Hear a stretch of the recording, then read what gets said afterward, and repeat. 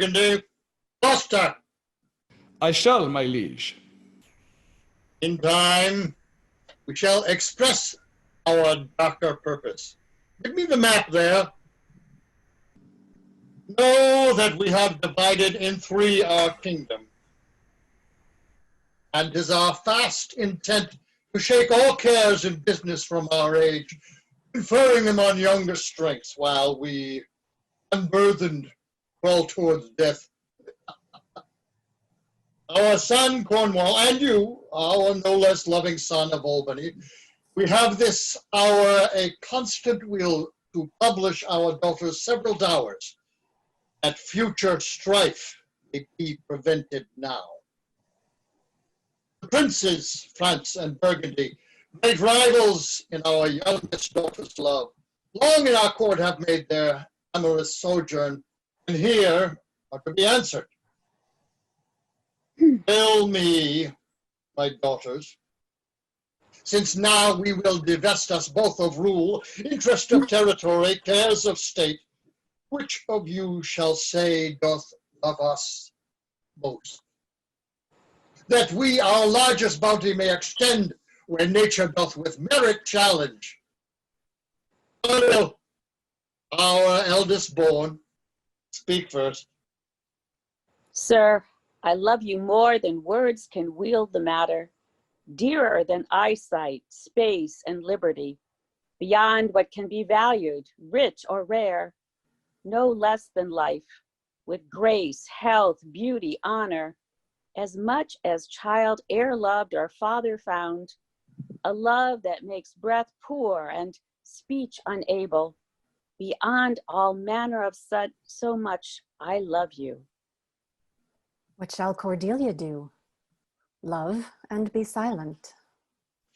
All these bounds, even from this line to this, with shadowy forests, with champagnes rich, and plenteous rivers, wide-skirted meads, we make thee lady to thine and Albany's issue. Be this perpetual. Now, what says our second daughter, our dearest Regan, wife to Cornwall? Speak. Sir, I am made of the self-same metal that my sister is, and prize me at her worth. In my true heart, I find she names my very deed of love. Only she comes too short, that I profess myself an enemy to all other joys, which the most precious square of sense possesses. I find I am alone felicitate in your dear highness's love. Then poor Cordelia, and yet not so, since I am sure my love's more richer than my tongue. To thee and thine ever remain this ample third of our fair kingdom, no less in space, validity, and pleasure than conferred on Goneril. Now, our joy, although the last not least, to whose young love the vines of France and milk of Burgundy strive to be enstressed. What can you say to draw a third more opulent than your sisters? Speak. Nothing, my lord. Nothing. Nothing. Nothing will come of nothing. Speak again. Unhappy that I am, I cannot heave my heart into my mouth. I love your majesty according to my bond, nor more nor less. Oh, Cordelia, amend your speech a little, lest it may mar your fortune. Good my lord, you have begot me, bred me, loved me. I return those duties back as are right fit. Obey you, love you, and most honor you. Why have my sisters husbands if they say they love you all? Haply, when I shall wed, that lord whose hand must take my plight shall carry half my love with him, half my care and duty. Sure, I shall never marry like my sisters to love my father all. What goes thy heart with this? Aye, my good lord. So young, so untender, So young, my lord, and true. so let it be so. Thy truth then be thy dower. For by the sacred radiance of the sun, the mysteries of Hecate and the night, all the operations of the orbs, from whom we do exist and cease to be, here I disclaim all my paternal care, propinquity, and property of blood. And as a stranger to my heart and me, hold thee on this forever. Ah, the barbarous Scythian, or he that makes his generation messes to gorge his appetite, shall to my bosom be as well neighbored, pitied, and relieved as thou, my sometime daughter.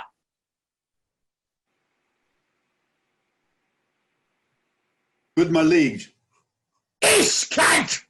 I'm not between the dragon and his wrath. I loved her most and thought to set my rest on her kind nursery. Hence, hence, and avoid my sight. So be my grave, my peace, as I give her father's heart from her. Ah, call flats! Oh, stars! Oh, Burgundy, Cornwall, Albany. With my 2 daughters' dowers digest the third. Here, let pride, which shall cause plainness, marry her. I do invest you jointly with my power, preeminence in all large effects, troop with majesty, a self by monthly course, with reservation of 100 knights. You, by you shall be sustained, shall our abode make with you in due terms. And all the additions to a king of the sway, the revenue, the execution, and the rest, beloved sons, be yours, which to confirm this coronet, not betwixt you. Royal Lear, whom I have ever honored as my king, loved you as my father, as my master followed, and as my great patron thought in my prayers, The bow is spent and drawn, make from the shaft. let it fall rather, though the fork invade the region of my heart. Be Kent unmannerly when Lear is mad? What wilt thou do, old man? Think'st thou that duty shall have dread to speak when power or to flattery bows? To plainness honor's bound when majesty stoops to folly. Reverse thy doom, and in thy best consideration check this hideous rashness. Answer my life, my judgment. Thy youngest daughter does not love thee least, nor are those empty-hearted whose low sound reverbs no hollowness. Enter my life no more! My life I have ever held but as a pawn to wage against thy enemies, nor fear to lose it.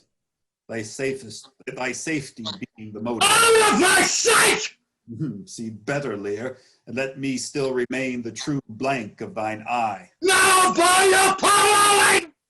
Now by Apollo, king, thou swear'st thy gods in vain. Vassal! Miscreant! Dear sir, forbear.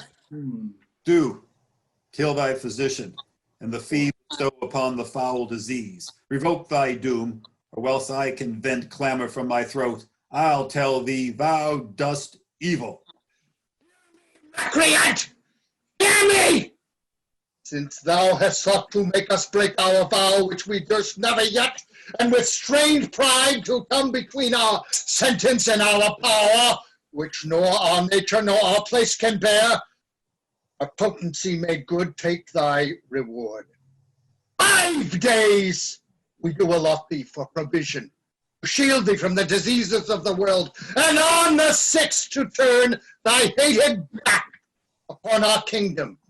If on the 10th day following thy banished trunk be found in our domains, that moment is thy death. Away by Jupiter!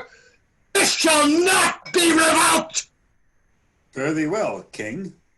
Sith thus thou wilt appear, freedom lives hence, and banishment is here. The gods to their dear shelter take thee, maid, that justly thinks and hast most rightly said. And your large speeches may your deeds approve, that good effects may spring from words of love. Thus Kent, O princes, bids you all adieu. He'll shape his old course in a country new. Here's France and Burgundy, my noble lord. My lord of Burgundy, we first address towards you, who with this king hath rivaled for our daughter. What in the least will you require in present hour with her, or ceased your quest of love? What say you, Burgundy?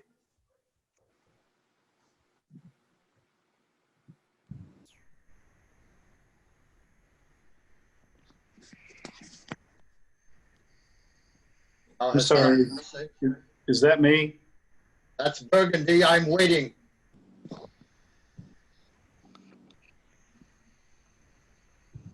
Kurt, I'm sorry, I can't hear you. I apologize. Okay, There must be sound, there are sound problems all over this that muffle us. But your Burgundy is Dave McEwen. He appears to be speaking, but I can't hear him. Oh, okay. Is he muted? It's not showing as muted. Most interesting. He might have to drop off and come back if his audio's gone out. I think he may have dropped out and gone. Okay. Okay, and answer your question, Chris. You are Cornwall, and so as Duke of Cornwall, what you'll see on the script is simply Cornwall. Okay. This script for some reason looks different from the one I had before. So okay, thank you. Oh, I'm sure. So, my liege lord, what shall we do? Well, I guess we're going to wait for Dave to get back in again. And it would be. My good Gloucester will go back out into the hall and try to bring Burgundy in again.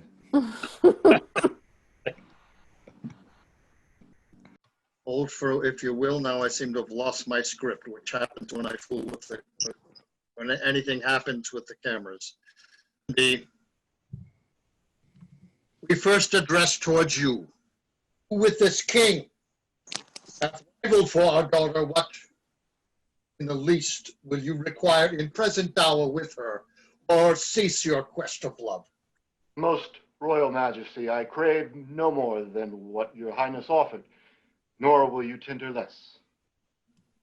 Right, noble Burgundy, when she was dear to us, we did hold her so, but now her price is fallen.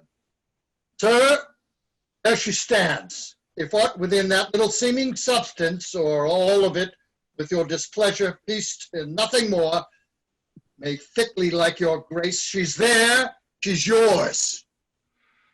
I know no answer. With you, with those infirmities she owes, unfriended, new adopted to our hate, bound with our curse, and strangered with our oath, take her or leave her. Pardon me, royal sir. Elections makes up not on such conditions.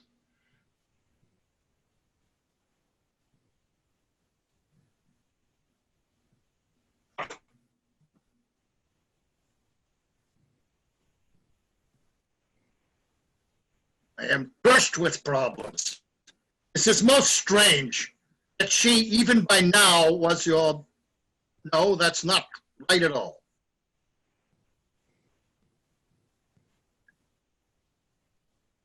I'm sorry, Kurt, my script just disappeared. Okay, well, when you find it, your line is, then leave her, sir. Then leave her, sir, for the power that made me, I tell you, all her wealth. For you, great king, I would not from your love make such a stray to match you where I hate. Therefore, beseech you, to avert your liking a more worthier way than on a wretch whom nature is ashamed almost to acknowledge hers. This is most strange, that she, that even but now was your best object, the argument of your praise, balm of your age, most best, most dearest, should in this trice of time commit a thing so monstrous to dismantle so many folds of favor. Sure, her offense must be of such unnatural degree that monsters it, or your forevouched affection fallen into taint, which to believe of her must be a faith that reason without miracle could never plant in me. I yet beseech your majesty, if, for I want that glib and oily art to speak and purpose not, since what I well intend, I'll do it before I speak, that you make known it is no vicious blot, murder or foulness, no unchaste action or dishonored step that hath deprived me of your grace and favor, but even for want of that for which I am richer, a still soliciting eye and such a tongue as I am glad I have not, though not to have it hath lost me in your liking. Better thou hast not been born, not to have pleased me better. Is it but this, a tardiness in nature which often leaves the history unspoke that it intends to do? My lord of Burgundy, what say you to the lady? Love's not love when it is mingled with regards that stand aloof from the entire point. Will you have her? She is herself a dowry. Royal Lear, give but that portion which yourself proposed. And here I take Cordelia by the hand, Duchess of Burgundy. Nothing. I have sworn. I am firm. I am sorry then. You have so lost a father that you must lose a husband. Peace be with Burgundy. Since that respects of fortune are his love, I shall not be his wife. Fairest Cordelia, that art most rich, being poor, most choice, forsaken, and most loved, despised. Thee and thy virtues here I seize upon. Be it lawful, I take up what's cast away. Gods, 'tis strange that from their coldest neglect my love should kindle to inflamed respect. Thy dowerless daughter, king, thrown to my chance, is queen of us, of ours, and our fair France.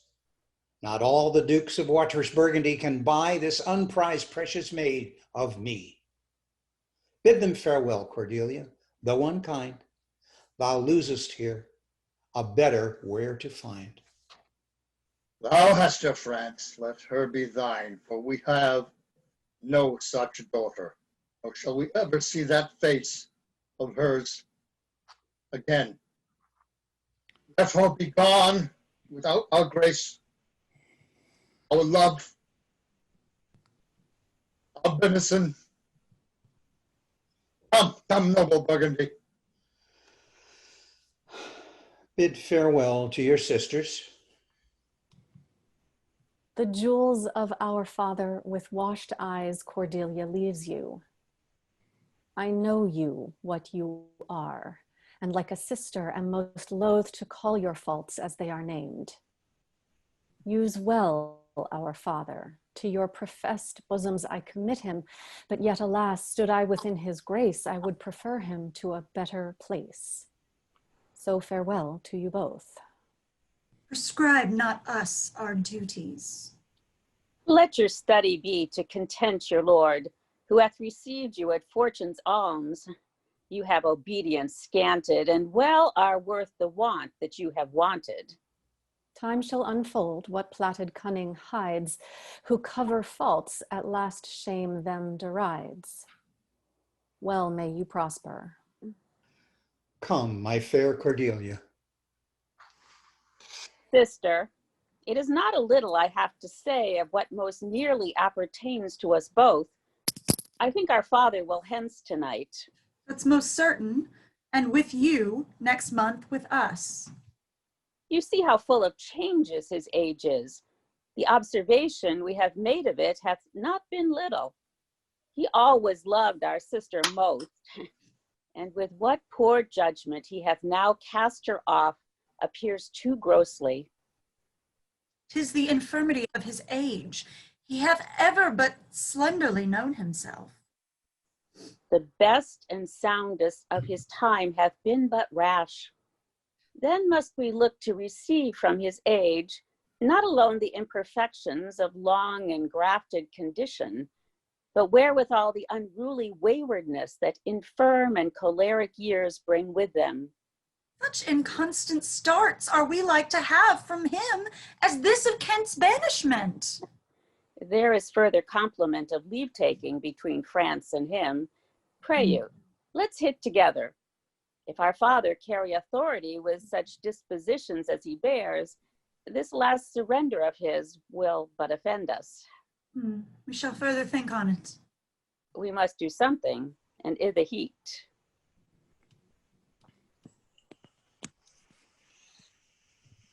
Thou nature art my goddess. To thy law my services are bound. Wherefore should I stand in the plague of custom, and permit the curiosity of nations to deprive me? For with that I am some 12 or 14 moonshines lag of a brother. Why, bastard, wherefore base? When my dimensions are as well compact, my mind as generous, and my shape as true as honest madam's issue?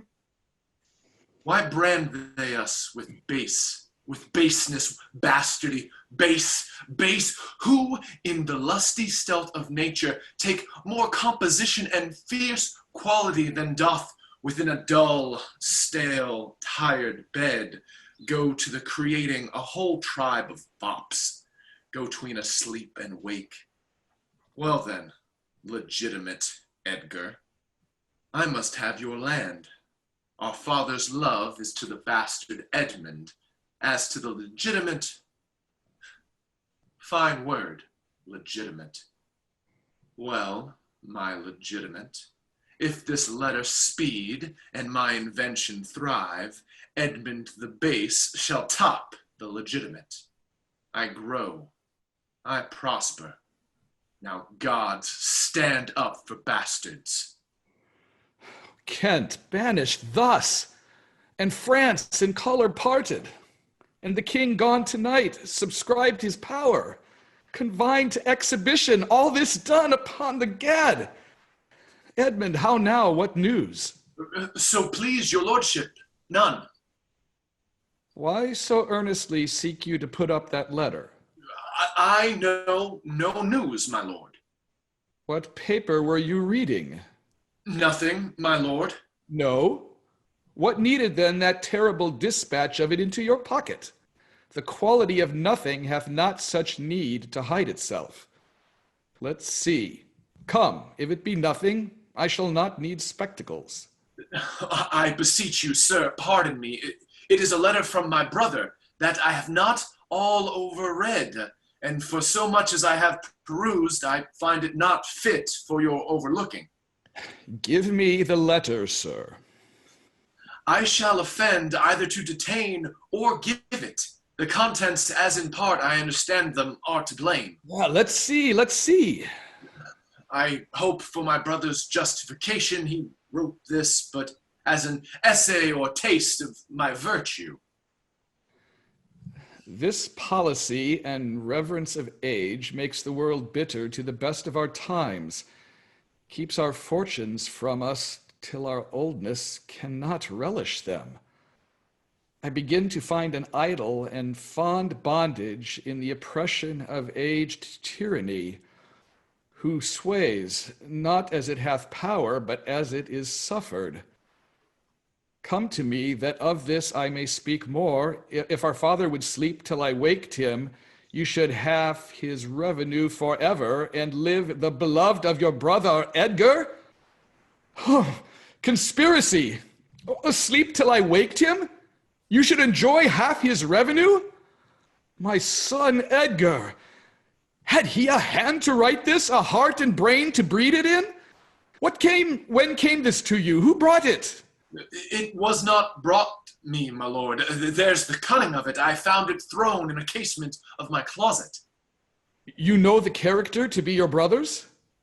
If the matter were good, my lord, I durst swear it were his, but In respect of that, I would fain think it were not. It is his. It is his hand, my lord, but I hope his heart is not in the contents. Hath he never heretofore sounded you in this business? Never, my lord, but I have heard him oft maintain it to be fit that sons at a perfect age and fathers declining, the father should be as ward to the son, and the son manage the revenue. Oh, villain, villain! His very opinion in the letter! Abhorred villain! Unnatural, detested, brutish villain! Worse than brutish! Go, Sirrah, seek him! I'll apprehend him, abominable villain! Where is he? I do not well know, my lord.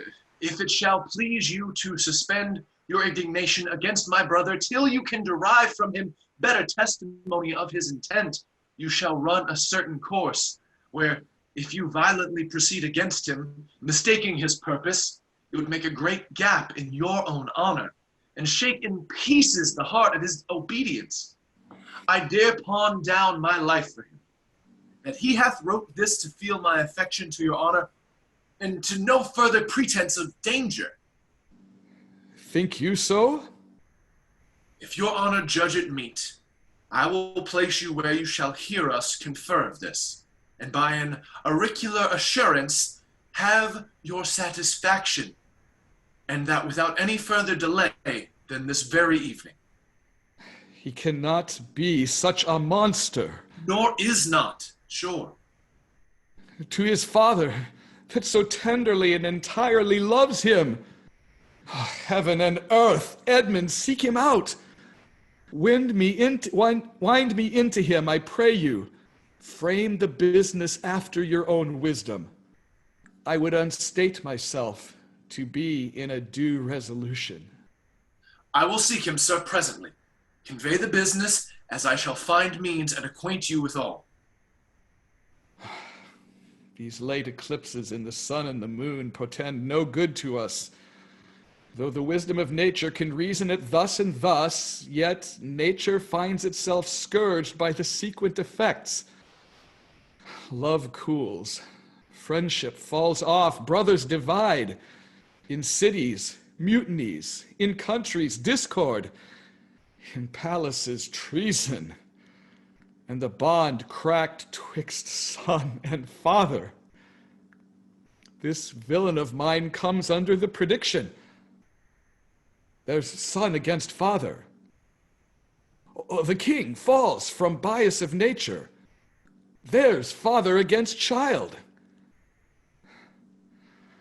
We have seen the best of our time. Machinations, hollowness, treachery, and all ruinous disorders follow us disquietly to our graves. Find out this villain, Edmund. It shall lose thee nothing. Do it carefully. And the noble and true-hearted Kent banished. His offense, honesty. 'Tis strange. This is the excellent foppery of the world, that when we are sick in fortune, often the surfeit of our own behavior, we make guilty of our disasters the sun, the moon, and the stars, as if we were villains by necessity, fools by heavenly compulsion, knaves, thieves, and treachers by spherical predominance, drunkards, liars, and adulterers by an enforced obedience of planetary influence, and all that we are evil in by a divine thrusting on, in admirable evasion of whoremaster man, to lay his goatous disposition to the charge of a star. My father compounded with my mother under the dragon's tail, and my nativity was under Ursa Major, so that it follows I am rough and lecherous.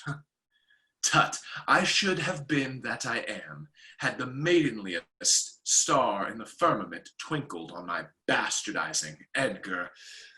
And pat, he comes like the catastrophe of the old comedy. My cue is villainous melancholy, with a sigh like Tom o' Bedlam. Oh, these eclipses do portend these divisions. Faso la mi. How now, Brother Edmund? In what serious contemplation are you in? I am thinking, brother, of a prediction I read this other day. What should follow these eclipses? Do you busy yourself with that? I promise you, the effects he writes of succeed unhappily, as of unnaturalness between the child and the parent, death, dearth, disillusions of ancient amenities, divisions in state, menaces and maledictions against king and nobles, needless differences, banishment of friends, dissipation of cohorts, nuptial breaches, and I know not what. And how long have you been a secretary astronomical? Come, come. When saw you my father last? Why, the night gone by. Spake you with him? Aye, 2 hours together. Parted you in good terms, found you no displeasure in him by word or countenance? None at all. Bethink yourself wherein you may have offended him, and at my entreaty forbear his presence till some little time hath qualified the heat of his displeasure, which at this instant so rageth in him, that with a mischief of your person it would scarcely allay. Some villain hath done me wrong? That's my fear. I pray you, have a continent forbearance till the spide of his rage goes slower. And, as I say, retire with me to my lodging, from whence I will fitly bring you to hear my lord speak. Pray you go. There's my key. If you do stir abroad, go armed. Armed, brother? Brother, I advise you to the best. Go armed. I am no honest man if there be any good meaning towards you. I have told you what I have seen and heard, but faintly nothing like the image and horror of it. Pray you, away. Shall I hear from you anon? I do serve you in this business. A credulous father and a brother noble, whose nature is so far from doing harms that he suspects none, on whose foolish honesty my practices ride easy. I see the business. Let me, if not by birth, have lands by wit. All with me's meet that I can fashion fit.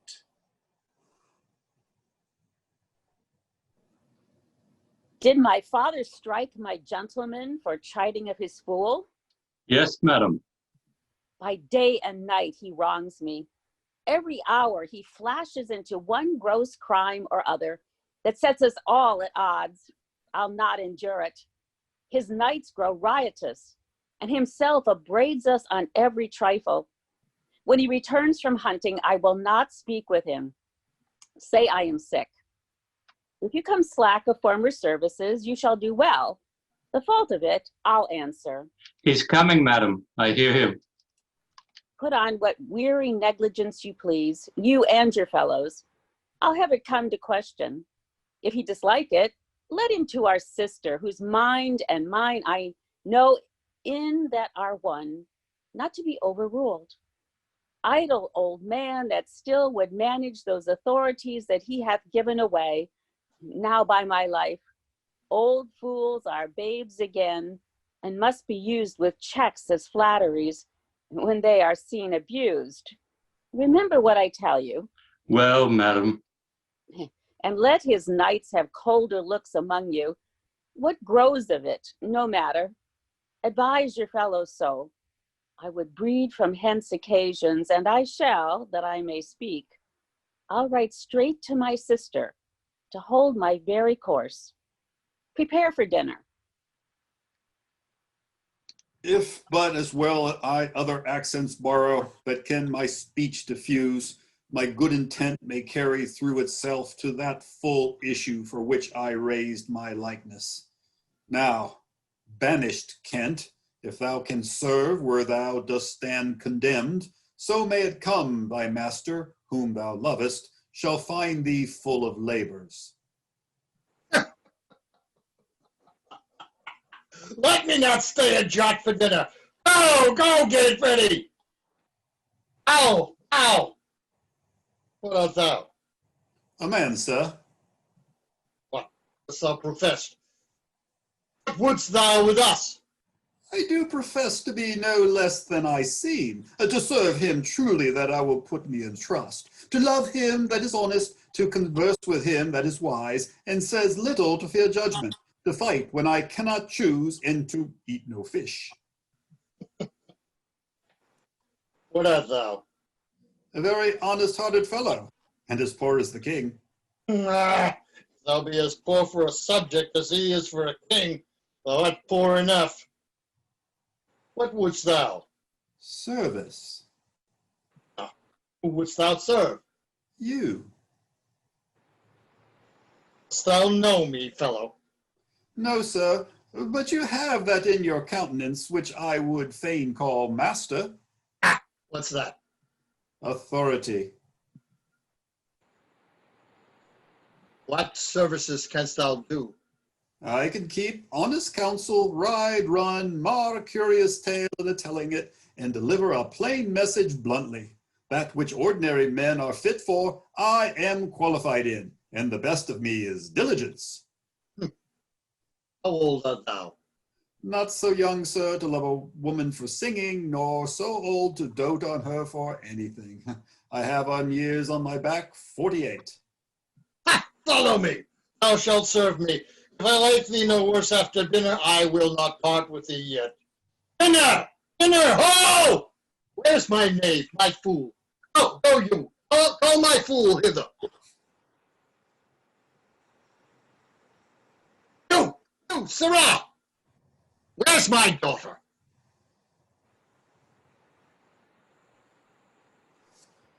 So please you. What says that fellow there? Call the clackpole back.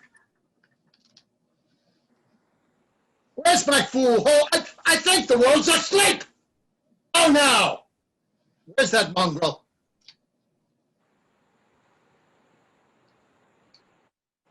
What? I can't hear you. He says I my can't. daughter is not well. I came not the slave back to me when I called him. Sir, he answered me in the roundest manner. He would not. He would not. My lord, I know not what the matter is, but to my judgment, your highness is not entertained with that ceremonious affection as you are wont. Here's a great abatement of kindness appears as well in the general dependents as in the duke himself, also, and your daughter. Sayest thou so? I beseech you, pardon me, my lord, if I be mistaken, for my duty cannot be silent when I think your highness wronged. Thou but rememberest me of mine own conception. I have perceived a most faint neglect of late, which I have rather blamed as mine own jealous curiosity, as the very pretense and purpose of unkindness. I will look further into it. But where's my fool? I have not seen him in these 2 days. Since my lady's going into France, sir, the fool hath much pined away. No more of that. I have noted it well. Go you, tell my daughter I would speak with her. Go you! Oh, hither, my fool! You, sir, you! Come hither, sir! Who am I, sir? My lady's father. Aha! My lady's father. My lord's knave, you whoresome dog, you slave, you cur! I am none of these, my lord. I beseech your pardon. You bandy looks with me, you rascal! I'll not be struck, my lord.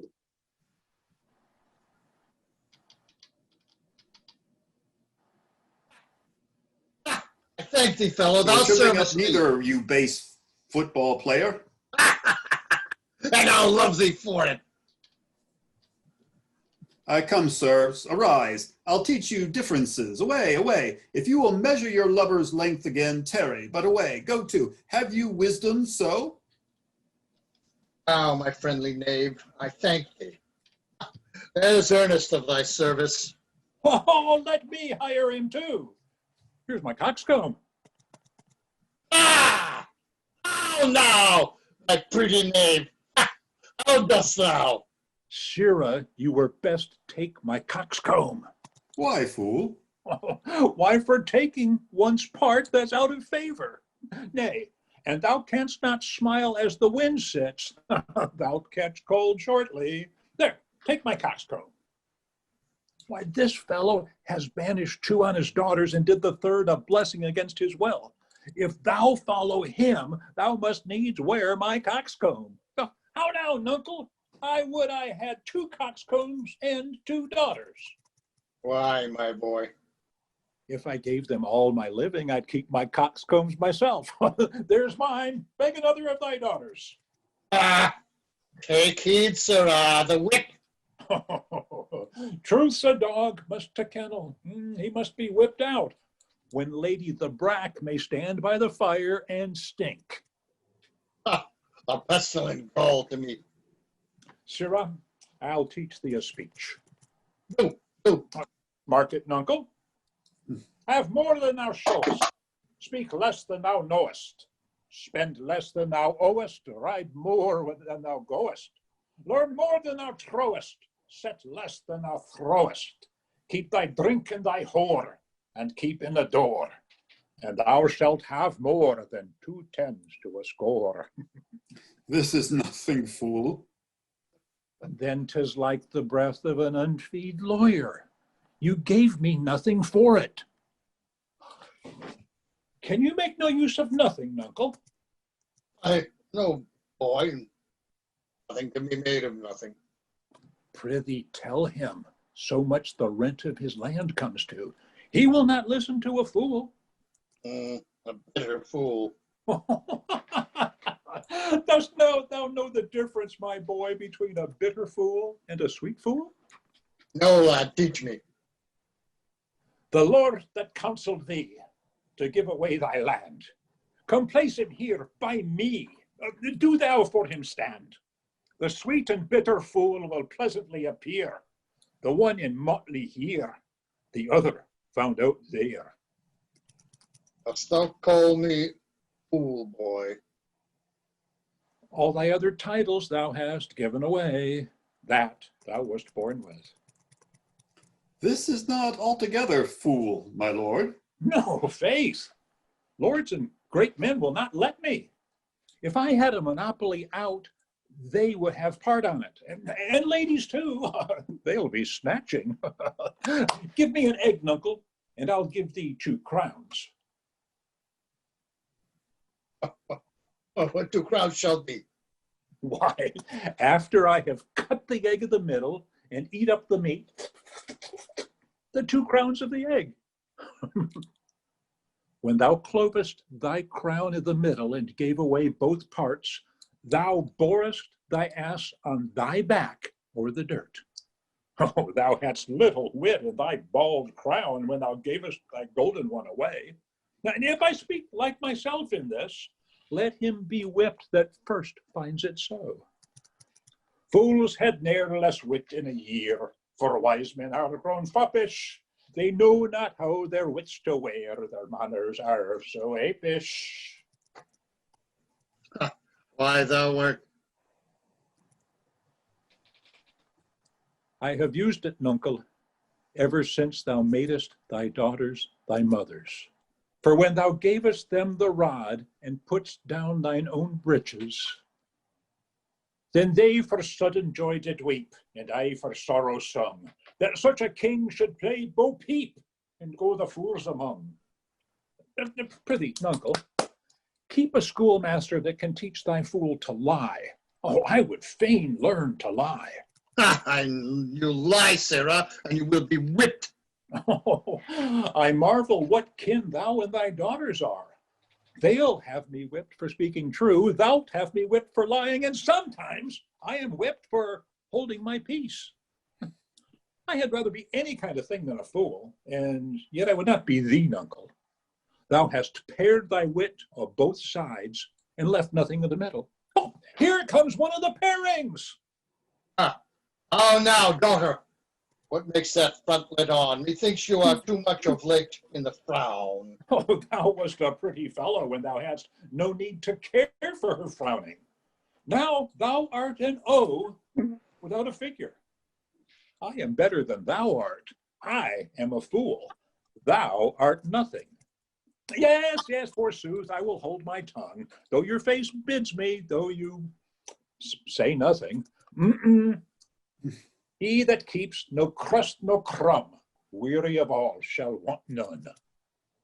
That's a shelled piece, Cod. Not only, sir, this your all licensed fool, but other of your insolent retinue do hourly carp and quarrel, breaking forth in rank and not to be endured riots.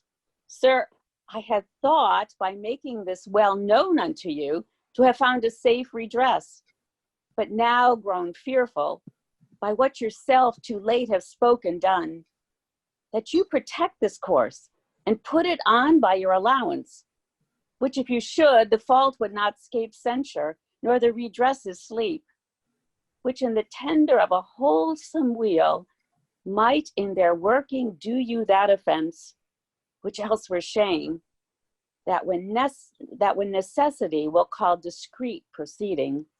For you trow, nuncle, the hedge sparrow fed the cuckoo so long that it had its head bit off by its young. So out went the candle, and we were left darkling. Are you our daughter?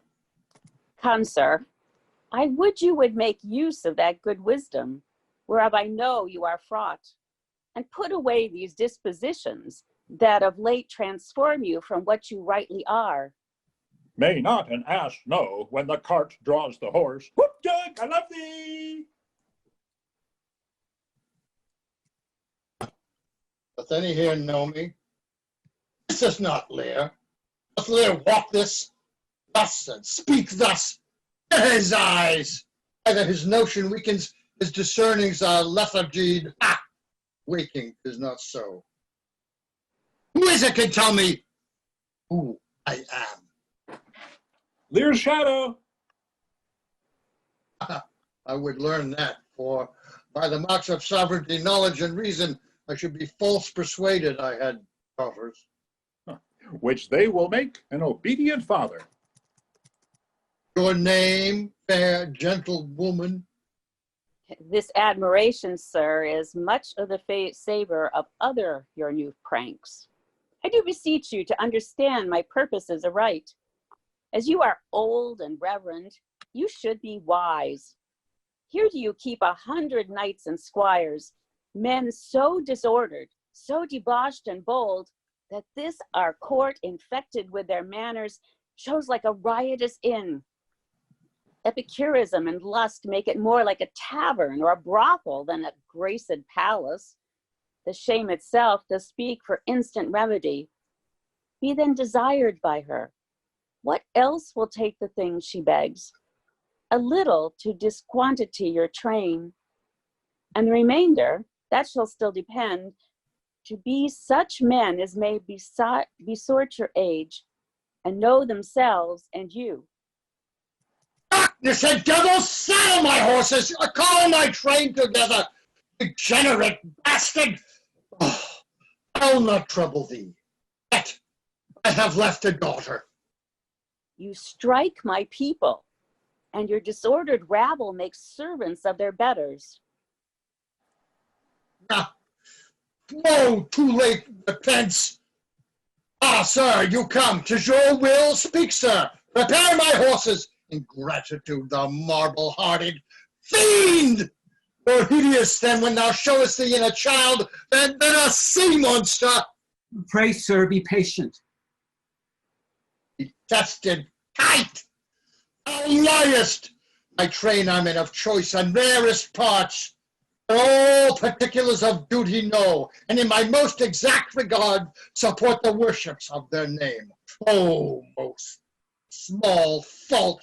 How ugly didst thou in Cordelia show! Like an engine wrenched my fame of nature from fixed place, drew from heart all love and added to the goal. Oh, Lear, Lear, Lear! Beat at this gate and let thy folly in now, and thy dear judgment out. Go, go, my people. My lord, I am guiltless as I'm ignorant of what hath moved you. Maybe so, my lord. Her nature here, dear goddess, here, dear goddess, suspend thy purpose if thou didst intend to make this creature fruitful. Into her womb convey sterility, dry up the organs of her increase, and from her derogate body never spring a babe to honor her. If she must teem, create her a child of spleen, that it may live and be a thwart disnatured torment to her. Let it stamp wrinkles on her brow of youth, with cadent tears for channels in her cheeks, and turn all her mother's pains and benefits to laughter and contempt, that she may feel how sharper than a serpent's tooth it is to have a thankless child. Away! Away! Now, gods that we adore, whereof comes this? Never afflict yourself to know the cause, but let his disposition have that scope that dotage gives it. What? 50 of my followers down with a clap within a fortnight? What's the matter, sir? I'll tell thee. Life and death. I am ashamed that thou hast power to shake my manhood thus. These tears which break from me perforce should make thee worth them. Blasted fogs upon thee! The untended woundings of a father's curse pierce every sense about thee. Oh, fond eyes, beweep this cause again. I'll pluck thee out and cast you with the waters that you lose to tempered clay. Yea, is it come to this? Let is be so. Yet have I left a daughter whom I am sure is kind and comfortable. And when shall she hear this of thee? With her nails shall flay thy wolfish visage. Thou shalt find that I'll resume the shape which thou dost think I have cast off forever. Thou shalt, I warrant thee. And do you mark that, my lord? I cannot be partial, Gonril, to the great love I bear you.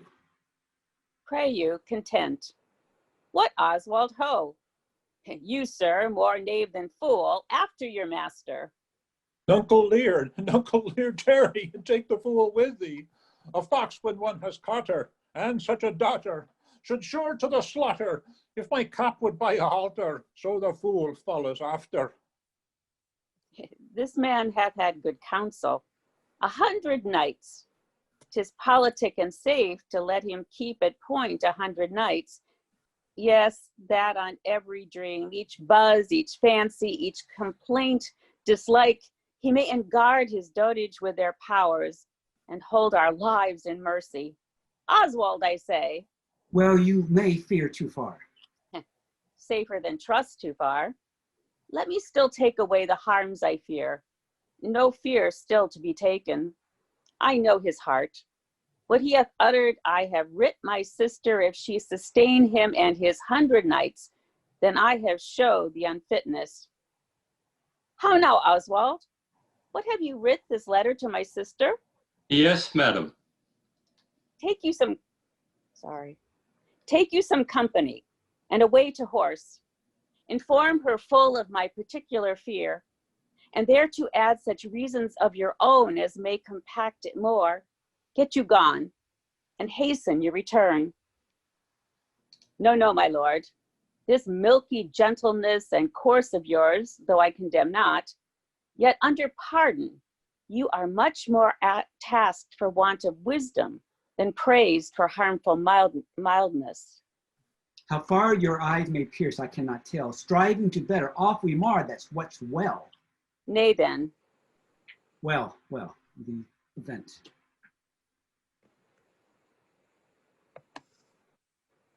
Go you before to Gloucester with these letters. Acquaint my daughter no further with anything you know than comes from her demand out of the letter. If your diligence be not speedy, I shall be there for you. I will not sleep, my lord, till I have delivered your letter. If a man's brains were in his heels, were it not in danger of kibes, Aye, boy. then I prithee be merry. Thy wit shall ne'er go slipshod. Shalt see thy other daughter will use thee kindly, for though she's as like this as a crab's like an apple, yet I can tell what I can tell. Why? What canst I tell, boy? She will taste as like this as a crab does to a crab. Thou canst tell why one's nose stands in the middle on his face? No. Why, to keep one's eyes of either side one's nose.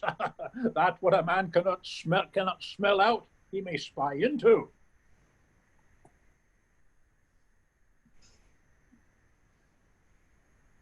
I did her wrong.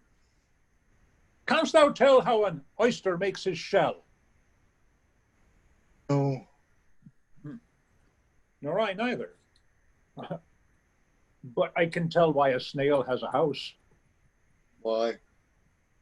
Why, to put his head in, not to give it away to his daughters and leave his horns without a case. I will forget my nature. So kind a father. My horse is ready. Thy asses are gone about him. The reason why the 7 stars are no more than 7 is a pretty reason. Because they are not 8. Huh. Yes, indeed. Thou wouldst make a good fool. Think it again, perverse. Monster ingratitude. If thou wert my fool, nuncle, I'd have thee beaten for being old before thy time. How's that? Thou shouldst not have been old till thou hadst been wise. Oh. Not be mad. Not mad, sweet heaven. Keep me in temper. I would not be mad. How now? Are the horses ready? Ready, my Cowboy. lord. See, that's a maid now and laughs at my departure. Shall not be a maid long, unless things be cut shorter. Save thee, Curran. And you, sir. I have been with your father and given him notice that the Duke of Cornwall and Regan, his Duchess, will be here with him this night. How comes that? Nay, I know not. You have heard of the news abroad, I mean the whispered ones, for they are yet but ear-kissing arguments. Not, I pray you. What are they? Have you heard of no likely wars toward twixt the Dukes of Cornwall and Albany? Not a word. You may do then in time. Very well, sir. The Duke be here tonight? The better, best. This weaves itself perforce into my business. My father hath set guard to take my brother, and I have one thing, a queasy question, which I must act. Briefness and fortune work. Brother, a word. Descend, brother, I say. My father watches. O sire, fly this place. Intelligence is given where you are hid. You have now the good advantage of the night. Have you not spoken against the Dune of Cornwall? He's coming hither now, in the night, in the haste, and Regan with him. Have you nothing said upon his party against the Duke of Albany? Advise yourself. I am sure on it, not a word. I hear my father coming. Pardon me. In cutting, I must draw my sword upon you. Draw. Seem to defend yourself. Now quit you well. Yield. Come before my father. Light. Ho here. Fly, brother. Torches. Torches. So farewell. Some blood drawn on me would beget opinion. Oh, of my more fierce endeavor, I have seen drunkards do more than this in sport. Father, stop, stop, no, help! Now, Edmund, where's the villain? Here he stood in the dark, his sharp sword out, mumbling of wicked charms, conjuring the moon to stand auspicious mistress. But where is he? Look, sir, I bleed. Where is the villain, Edmund? Fled this way, sir, when by no means he could. Pursue him, ho, go after. Oh, by no means what? Persuade me to the murder of your lordship, but that I told him the revenging gods against parricides did all the thunders bend, spoke with how manifold and strong a bond the child was bound to the father. Sir, in fine, seeing how loathly opposite I stood to his unnatural purpose, in fell motion with his prepared sword, he charges home my unprovided body, lanced mine arm. But when he saw my best alarmed spirits, bold in the quarrel's right, roused to the encounter, or whether gassed by the noise I made, full suddenly he fled. Let him fly far.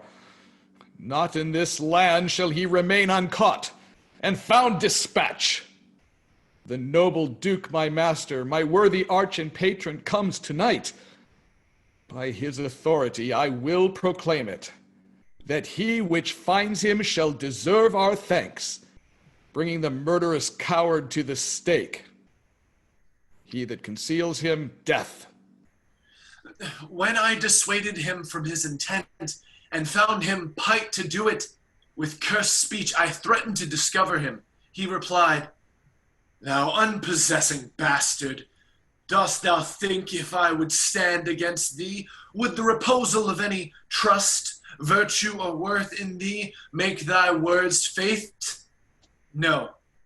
What I should deny, as this I would, I, though thou didst produce my very character, ill turn it all to thy suggestion, plot and damned practice. And thou must make a dullard of the world, if they not the prophets of my death were very pregnant and potential spurs to make thee seek it." Strong and fastened villain, would he deny his letter? I never got him. Hark, the Duke's trumpets. I know not why he comes. All ports I'll bar, the villain shall not scape. The Duke must grant me that. Besides, his picture I will send far and near, that all the kingdom may have the due note of him, and of my land. Loyal and natural boy, I'll work the means to make thee capable. How now, my noble friend? Since I came hither, which I can call but now, I have heard strange news. If it be true, all vengeance comes too short, which can pursue the offender. How dost my lord? Oh, madam, my old heart is cracked. It's cracked. What? Did my father's godson seek your life? He whom my father named, your Edgar. Oh, lady, shame would have it hid. Was he not companion with riotous knights that tend upon my father? I know not, madam. 'Tis too bad, too bad. Yes, madam, he was of that consort. No marvel then, though he were ill affected, 'tis they that have put him on the old man's death, to have the expense and waste of his revenues. I have this present evening from my sister been well informed of them, and with such cautions, that if they come to sojourn at my house, I'll not be here. Nor I, assure thee, Regan. Edmund, I hear that you have shown your father a childlike office. 'Twas my duty, sir. He did bewray his practice, and received this hurt, you see, striving to apprehend him. Is he pursued? Aye, my good lord. If he be taken, he shall never more be feared of doing harm. Make your own purpose. How in my strength you please. For you, Edmund, whose virtue and obedience doth this instant so much commend itself, you shall be ours. Natures of such deep trust we shall much need, you we first seize on. I shall serve you, sir, truly, however else. For him I thank your grace. You know not why we came to visit you. Thus out of season, threading dark-eyed night, occasions, noble Gloucester, of some poise, wherein we must have use of your advice. Our father, he hath writ, so hath our sister, of differences which I least thought it fit to answer from our home. The several messengers from hence attend dispatch.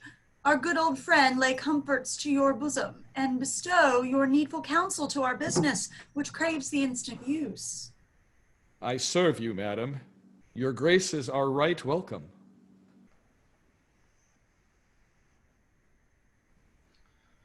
Good dawning to thee, friend.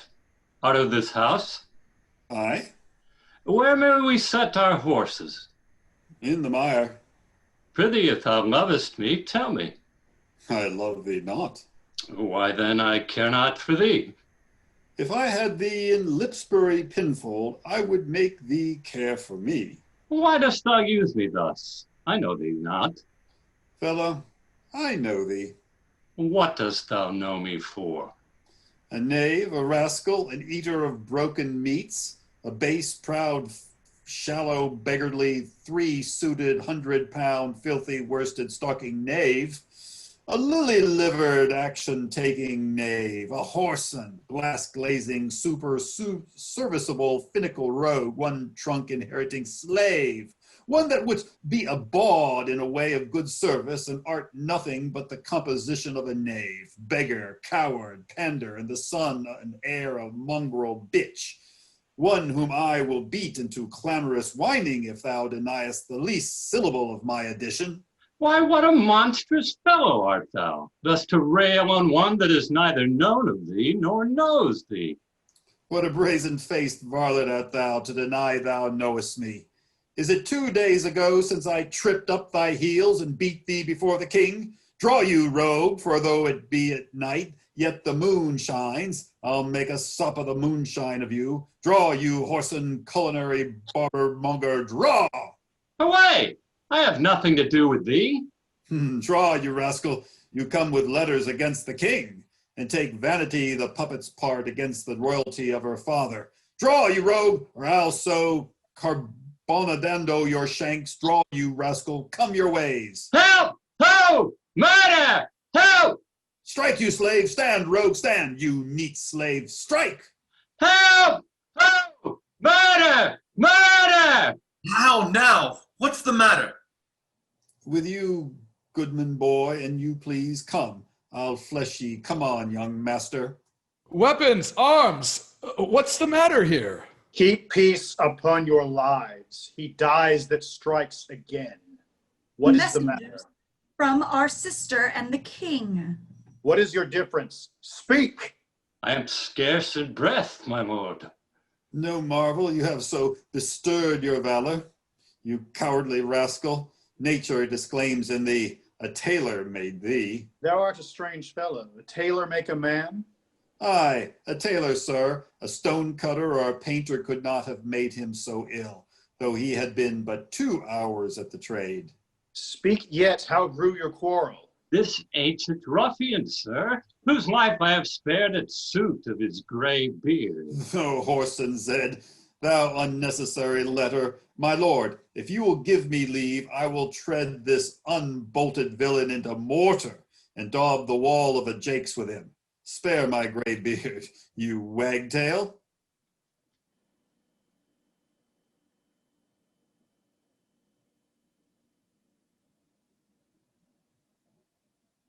Cornwall?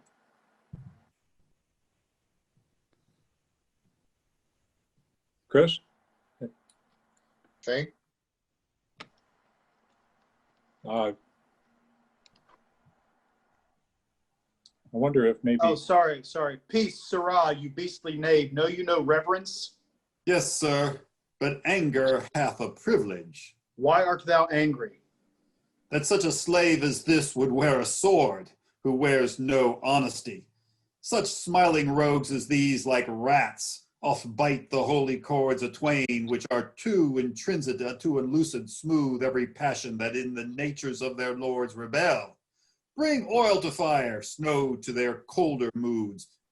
renege, affirm, and turn their halcyon brakes with every gale, and vary of their masters, knowing not like dogs, but following.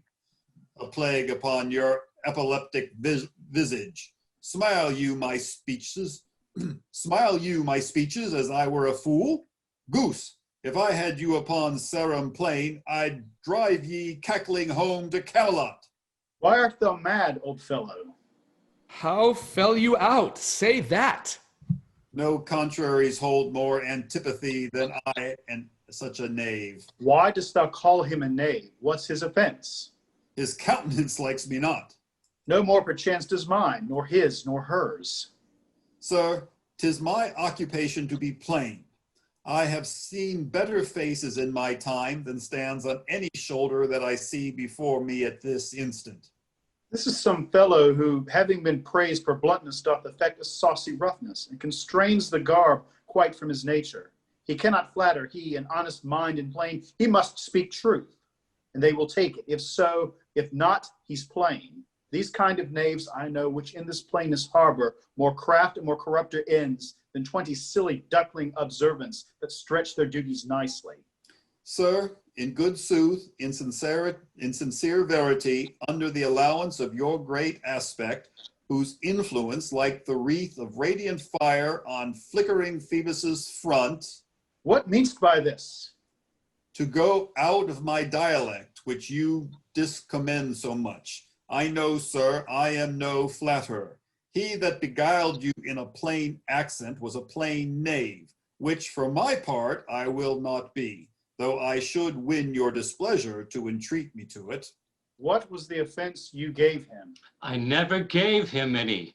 It pleased the king his master very late to strike at me upon his misconstruction when he, conjunct and flattering his displeasure, tripped me behind. Being down, insulted, railed, and put upon him such a deal of man, that worthied him, got praises of the king for him, attempting who was self-subdued, and in the fleshment of this dread exploit, drew on me here again. None of these rogues and cowards but Ajax is their fool. Fetch forth the stocks, you stubborn ancient knave, you reverend braggart will teach you. Sir, I am too old to learn. Call not your stocks for me. I serve the king, on whose employment I was sent to you. You shall do small respect, show too bold malice against the grace and person of my master, stalking his messenger. Fetch forth the stocks, as I have life and honor, there shall he sit till noon. Till noon, till night, my lord, and all night too. Why, madam, if I were your father's dog, you should not use me so. Sir, being his knave, I will. This is a fellow of the self-same color our sister speaks of. Come, bring away the stocks. Let me beseech your grace not to do so. His fault is much, and the good king his master will check him for it. Your purposed low correction is such as basest and contemnest wretches for pilferings and most common trespasses are punished with. The king must take it ill, that he so slightly valued in his messenger should have him thus restrained. I'll answer that. My sister may receive it much worse, to have her gentleman abused, assaulted for following her affairs. Put in his legs. Come, my good lord, away. I am sorry for thee, friend. 'Tis the Duke's pleasure, whose disposition all the world well knows, will not be rubbed nor stopped. I'll entreat for thee. Pray do not, sir. I have watched and traveled hard. Sometime I shall sleep out, the rest I'll whistle. A good man's fortune may grow out at heels. Give you good morrow. The Duke's to blame in this. 'Twill be ill taken. Good king, that must approve the common saw, thou out of heaven's benediction comest to the warm sun. Approach, thou beacon to this underglobe, that by thy comfortable beams I may peruse this letter. Nothing almost sees miracles but misery. I know 'tis from Cordelia, who hath most fortunately been informed of my obscured course, and shall find time from this enormous state seeking to give losses to their remedies. All weary and o'erwatched take vantage, heavy eyes, not to behold this shameful lodging. Fortune, good night. Smile once more, turn thy wheel. I heard myself proclaimed, and by the happy hollow of a tree escaped the hunt. No port is free, no place. That guard and most unusual vigilance does not attend my taking. Whilst I may escape, I will preserve myself. I am bethought to take the basest and most poorest shape that ever penury and contempt of man brought near to beast. My face, all grime with filth. Blanket my loins, elf all my hair in knots, and with presented nakedness outface the winds and persecutions of the sky. The country gives me proof and precedent of bedlam beggars who, with roaring voices, strike in their numbed and mortified bare arms pins, wooden pricks, nails, sprigs of rosemary, and with this horrible object, from low farms, poor, pelting villages, sheepcotes, and mills, sometime with lunatic bands, sometime with prayers, enforce their charity. Poor Turley God, poor Tom. There's something yet. Edgar, I nothing am. It's strange that they should so depart from home and not send back my messenger. As I learned the night before, there was no purpose in them of this remove.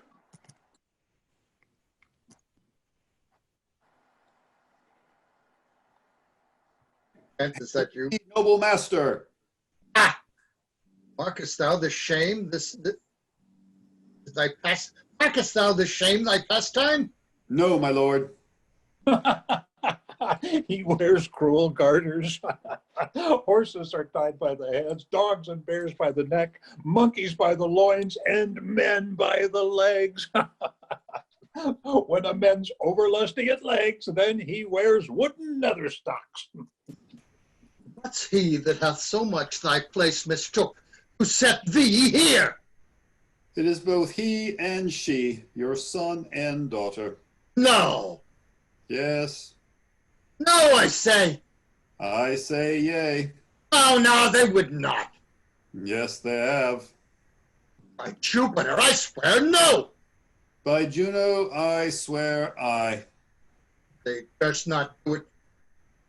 They would not do it. 'Tis worse than murder. To do upon a respect such violent outrage, resolve me with all my modest taste which way thou mightest deserve or they impose this usage coming from us. My lord, when at their home, I did commend your highness's letter to them. Ere I was risen from the place that showed my duty kneeling, came there a reeking post, stewed in his haste, half breathless, panting forth from Goneril his mistress' salutations.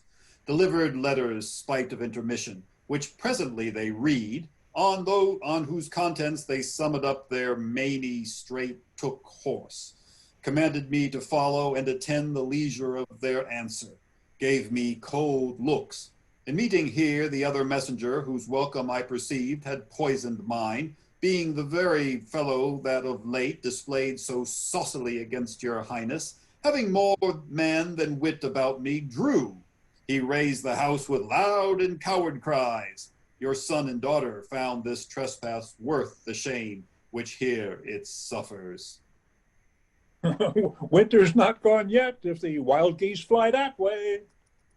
Fathers that wear rags do make their children blind, but fathers that bear bags shall see their children kind. Fortune, that errant whore, ne'er turns the key to the poor. But for all this, thou shalt have as many dolours for thy daughters as thou canst tell in a year. Oh, how this mother swells up toward my heart. Hysterica passio. Down, down, thou climbing sorrow, thy elements below. Where is this daughter? With the Earl, sir. Here, within. Follow me not. Stay here. Made you no more offense but what you speak of? None. How chance the king comes with so small a train? Thou hadst been set in the stocks for that question. Thou hadst well deserved it. Why, fool? We'll set thee to school to an ant to teach thee there's no laboring in the winter. All that follow their noses are led by their eyes, but blind men, and there's not a nose among many but can smell him that's stinking. Let go thy hold when a great wheel runs downhill, lest it break thy neck with following it. But the great one that goes up the hill, let him draw thee after. When a wise man gives thee better counsel, give me mine again. I would have none but knaves follow it, since a fool gives it. That, sir, which serves and seeks for gain, and follows but for form, will pack when it begins to rain, and see thee in the storm.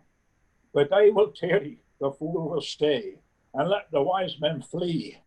The knave turns fool that runs away, the fool no knave could be. Where learned you this, fool? Not in the stocks, fool. Deny to speak with me? They are sick, they are weary, they have traveled all night. Mere fetches, the images of revolt, now! The images of revolt and flying off. Fetch me a better answer. My dear lord, you know the fiery quality of the Duke, how unremovable and fixed he is in his own course. Vengeance, plague, death, confusion, fiery. That quality, why, Gloucester, I'll speak with the Duke of Cornwall and his wife. Well, my good lord, I have informed them so. Informed them? Dost thou understand me, man? Aye, my good lord. The king would speak with Cornwall. The dear father, would his daughter speak, commands her service. Are they informed of this? My breath and blood fiery, the fiery Duke. Tell the hot Duke that, no, not yet. Maybe he is not well. Infirmity doth still neglect all office whereto our health is bound. We are not ourselves when nature, being oppressed, commands the mind to suffer with the body. I'll forbear. And I've fallen out with more headier will to take the indisposed and sickly fit for the sound man. Oh, death on my state. Wherefore, should he sit here? This act persuades me that this remotion of the Duke and her is precise practice only. Give me my servant forth. Go tell the Duke and his wife, I speak with them now, presently. Bid them come forth and hear me, or at their chamber door I'll beat the drum till it cries sleep to death. I would have all well betwixt you. Oh me, oh my heart, oh my rising. But down. Cry to it, Nuncle, as the Cockney did to the ales when she put him in the paste alive. She capped him with a coxcomb with a kick and cried, down, wantons, down. 'Twas her brother that in pure kindness to his horse buttered his hay.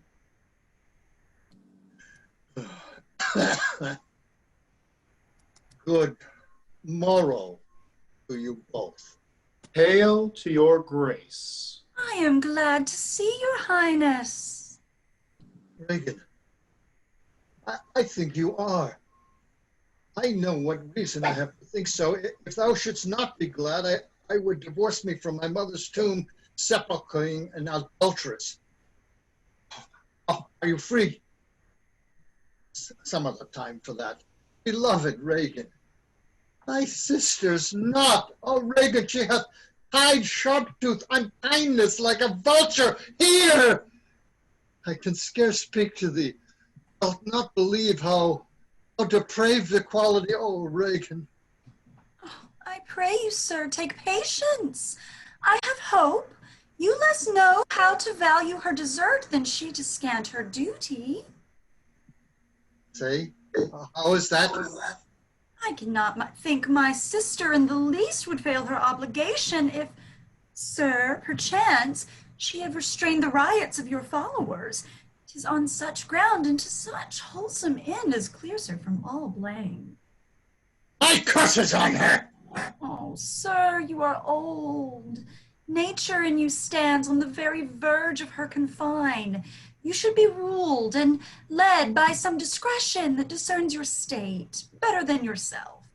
Therefore I pray you that to our sister you do make return. Say you have wronged her, sir. Ask her forgiveness. Do you mark how this becomes the house?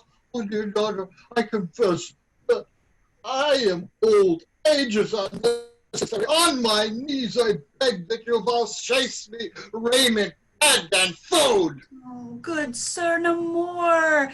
These are unsightly tricks. Return you to my sister. Never! Again! She hath abated me half my train. Looked back upon me, struck me with her tongue, most serpent-like upon the very heart. All the stored vengeances of heaven fall on her ungrateful top. Strike her young bones, you taking airs with lameness. Fie, sir, fie. You nimble lightnings dart your blinding flames into her scornful eyes. Infect her beauty, you fen-sacked fogs, drawn by the powerful sun to fall and blast her pride. Oh, the blessed God, so will you wish on me when the rash mood is on? No, no, no, Regan, thou shalt never have my curse. Thy tender-hefted nature shall not give thee o'er to harshness. Her eyes are fierce, but thine do comfort and not burn. 'Tis not in thee to grudge my pleasures, to cut off my train, to bandy hasty words, to stamp my sizes, in conclusion to oppose the bolt against my coming in. Thou better knowest the offices of nature and bond of childhood, effects of courtesy, dues of gratitude. Thy half of the kingdom hast thou not forget wherein I thee endowed? Good sir, to the purpose. Who put my man in the stocks? What trumpet's that? I know it, my sister's. This approves her letter that she would be here soon. Is your lady come? This is a slave whose easy borrowed pride dwells in the fickle grace of her he follows. Out, varlet, from my sight! What means your grace? Who stalked my servant? Regan, I have good hope thou didst not know on it. Who comes here? Oh, heavens! If you do love old men, if your sweet sway allow obedience, if yourselves are old, make it your cause, send down and take my part. Art not ashamed to look on this beard? Oh, Regan, wilt thou take her by the hand? Why not by the hand, sir? How have I offended? All's not offense that indiscretion finds and dotage terms so. Oh, sides, you are too tough. Will you hold yet? How came my man in the stocks? I set him there, sir, but his own disorders deserved much less advancement. You? Did you? I pray you, father, being weak, seems so. If, till the expiration of your month, you will return and sojourn with my sister, dismissing half your train, then come to me. I am now from home and out of that provision which shall be needful for your entertainment. Return to her and 50 men dismissed? No! Whether I abjure all roofs and choose to wage against the enmity of the air, to be a comrade with the wolf and the owl, necessity's sharp pinch. Return with her? By the hot-blooded France that powerless took our youngest born, I could as well be brought to knee his throne and squire-like pension beg to keep peace life afoot. Return with her? Persuade me rather to be slave and sumpter to this detested groom. At your choice, sir. Prithee, daughter, do not make me mad. I will not trouble thee, my child. Farewell. We'll no more meet. No more see one another. But that, thou art my flesh, my blood, my daughter. Or rather a disease that's in my flesh, which I needs must call mine. Or a boil, a plague sore, an embossed carbuncle in my corrupted blood. But I'll not chide thee. Let shame come when it will. I do not call it. I do not bid the thunder-bearer shoot, nor tell tales of thee to high judging Jove. Mend when thou canst. Be better at thy leisure. I can be patient. I can stay with Regan, I and my 100 knights. Not altogether so. I'd look not for you to come yet, nor am provided for your fit welcome. Give ear, sir, to my sister. For those that mingle reason with your passion must be content to think you old. And so, but she knows what she does. Is this well spoken? I dare avouch it, sir. What? 50 followers? Is it well? What should you need of more? Yea, or so many? Since they both charge and danger speak against so great a number, how in one house should many people under 2 commands hold amity? 'Tis hard, almost impossible. Why might not you, my lord, receive attendance from those that she calls servants, or from mine? Why not, my lord? If then they chance to slack you, we could control them. If you will come to me, for now I spy a danger, I entreat you to bring but 5 and 20, to no more. I will give place or notice. We gave you all. And in good time, you gave it. Made you my guardians, my depositaries. I kept a reservation to be followed with such a number. What, must I come to you with 5 and 20, Regan? Said you so? And speak it again, my lord. No more with me. Those wicked creatures yet do look well favored when others are more wicked. Not being the worst and in some rank of praise, I'll go with thee. Thy 50 yet doth double 5 and 20. Thou art twice her love. Hear me, my lord. What need you 5 and 20, 10, or 5 to follow in a house where twice so many have a command to tend you? What need one? Oh, reason not the need. For basest beggars are in the poorest things superfluous. Allow not nature more than nature needs, man's life as cheap as beasts. Thou art a lady, if only to go warm or gorgeous. Why, nature needs not what thou gorgeous wearest, which scarcely keeps thee warm. For true need, oh, heavens, give me the patience I need. You see me here, you gods, a poor old man, as full of grief as age, wretched and both. If it be you that stir these daughters' hearts against their father, fool me not so much to bear it tamely. Touch me with noble anger, and let not women's weapons water drops stain my man's cheeks. No! You unnatural hags! I will have such revenges on your mouth that all the world shall. I will do such things. What they are yet, I know not, but they shall be the terrors of the earth. You think I'll wait? No! I'll not weep. I have full course of weeping, but this heart shall break into 100,000 flaws, or ere I'll weep. Oh, fool! I shall go mad. Let us withdraw, 'twill be a storm. This house is little. The old man and his people cannot be well bestowed. 'Tis his own blame, hath put himself from rest, and must needs taste his folly.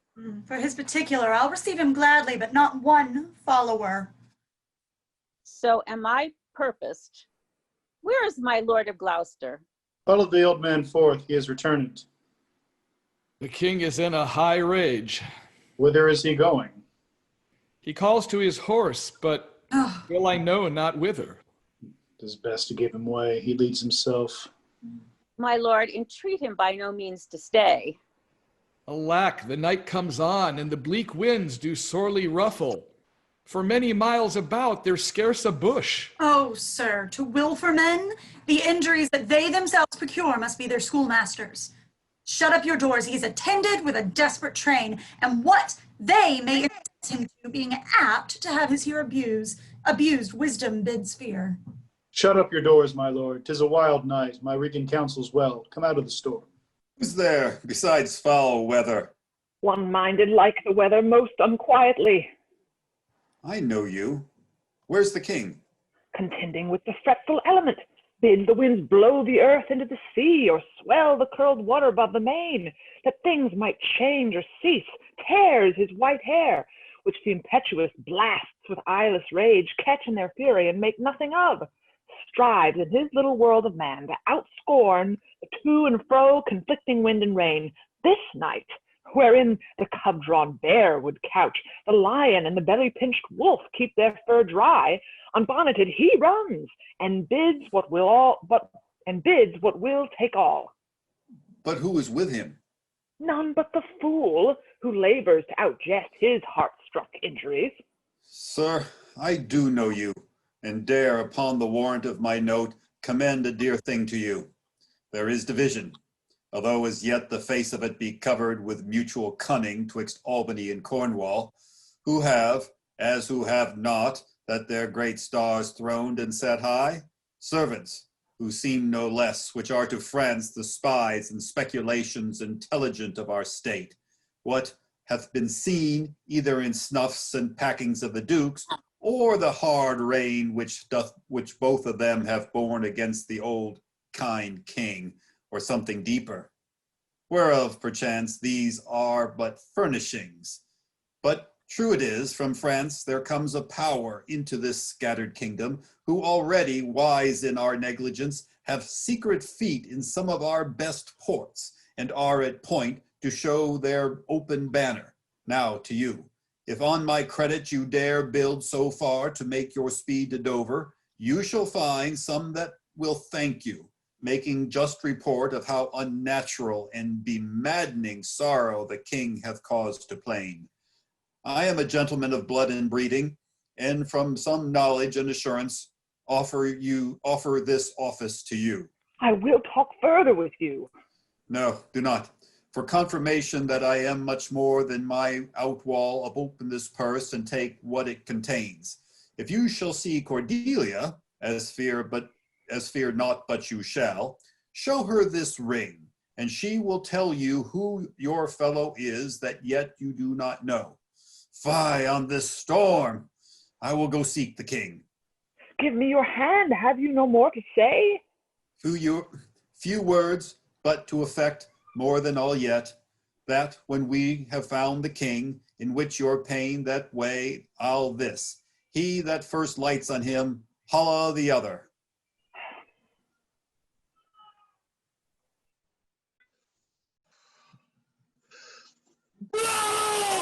Winds! Crack your cheeks! Rage!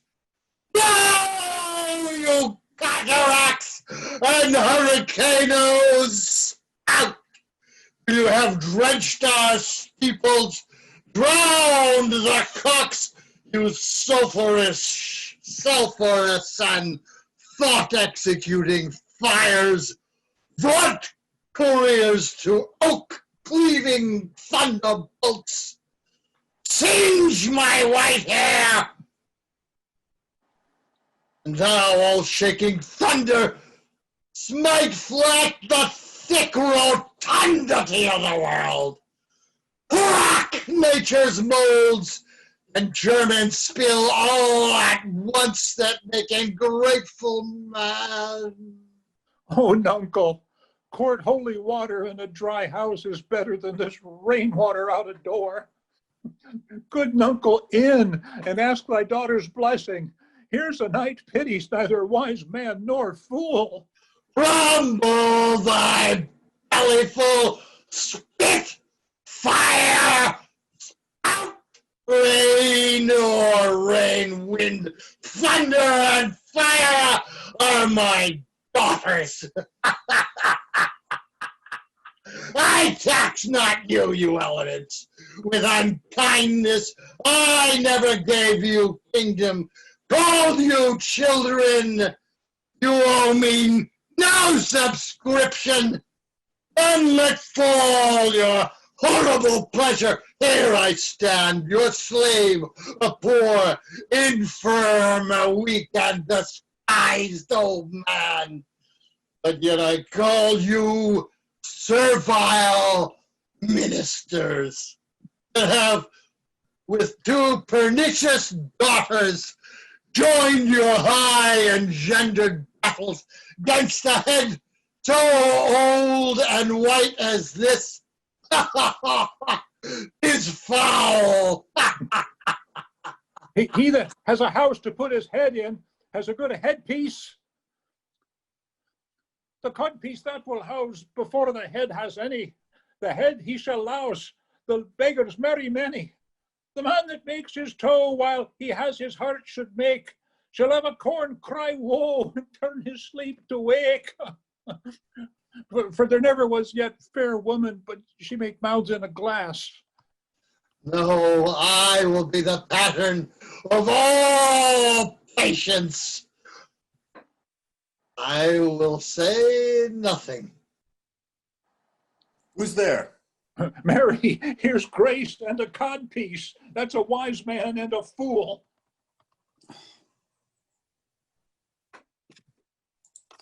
Alas, sir, are you here? Things that love night love not such nights as these. The wrathful skies gallow the very wanderers of the dark and make them keep their caves. Since I was a man, such seats of fire, such bursts of horrid thunder, such groans of roaring wind and rain, I never remember to have heard. Man's nature cannot carry the affliction nor the fear. Let the great gods that keep this dreadful pother o'er our heads find their enemies now. Tremble, thou wretch, that hast within 3 undivulged crimes, unwhipped of justice. Hide thee, thou bloody hand, thou perjured, and thou simular man of virtue that art incestuous. Plaintiff, to pieces shake, that under covert and convenient seeming hast practiced on man's life. Close pent-up guilts, writhe your concealing countenance, and cry these dreadful summoners grace. I am a man who has sinned against, sinning. Alack, bareheaded, gracious my lord, hard by here is a hovel. Some friendship will lend it you against the tempest. Repose you there, while I to this hard house more harder than the stones whereof 'tis raised, which even now, but now, demanding after you, denied me to come in, return, and force their scanted courtesy. My wits begin to turn. Come on, my boy. Oh, just my boy. I'm cold. I am cold myself. Where is this straw, my fellow? The art of our necessities is strange, that can make vile things. Come, however, poor fool and knave. I have one part in my heart that's sorry for thee yet. He that has, and a little tiny wit, with hey-ho, the wind and the rain, must make content with his fortunes fit, for the rain, it raineth every day. Oh, true, my good boy. Come, bring us to this hovel. This is a brave night to cool a courtesan. I'll speak a prophecy ere I go. When priests are more in word than matter, when brewers mar their malt with water, when nobles are their tailors' tutors, no heretics burned, but wenches suitors, when every case in law is right, no squire in debt, no nor poor knight, when slanders do not live in tongues, nor cut purses come out to throngs, when usurers tell their gold of the field, and bawds and whores do churches build, then shall the realm of Albion come to great confusion. Then comes the time, who lives to see it, that going shall be used with feet. This prophecy shall Merlin make, for I live before his time. Alack, Edmund, I like not this unnatural dealing. When I desire their leave that I might pity him, they took from me the use of my own house, charged me on pain of their perpetual displeasure neither to speak of him, entreat for him, nor any way sustain him. Most savage and unnatural. Go to, say you nothing. There's a division betwixt the dukes, and a worse matter than that. I have received a letter this night. 'Tis dangerous to be spoken. I have locked the letter in my closet. These injuries the king now bears will be revenged home. There's part of a power already footed. We must incline to the king. I will seek him, and I will privily relieve him. Go you and main talk with the duke, that my charity be not of him perceived. If he ask for me, I am ill, and gone to bed. Though I die for it, as no less is threatened me, the king, my old master, must be relieved. There is some strange thing toward Edmund. Pray you be careful. This courtesy forbid thee. Shall the duke instantly know, and of that letter too? This seems a fair deserving, and must draw me that which my father loses, no less than all. The younger rises when the old doth fall. Here is the place, my lord. Good my lord, enter. The tyranny of the open night's too rough for nature to endure. Let me alone. Good my lord, enter here. Will break my heart? I had rather break mine own. Good my lord, enter. Thou thinks as much that this contentious storm invades us to the skin, so 'tis to thee. But where the greater malady is fixed, the lesser is scarce felt. Thou'st shun a bear, but if thy flight lay toward the raging sea, thou'st meet the bear in the mouth when the mind's free. The body's delicate. The tempest in my mind doth from my senses take all feeling else, save what peaks there. Filial ingratitude. Is it not that this mouth should tear this hand for lifting food to it? But I will punish home. No, I will weep no more. In such a night to shut me out, on! I'll endure it in such a night as this. Oh, Reagan! Oh, Goneril! Your old kind father whose frank heart gave all. Oh, that that way madness lies. Let me shun that. No, no more of that.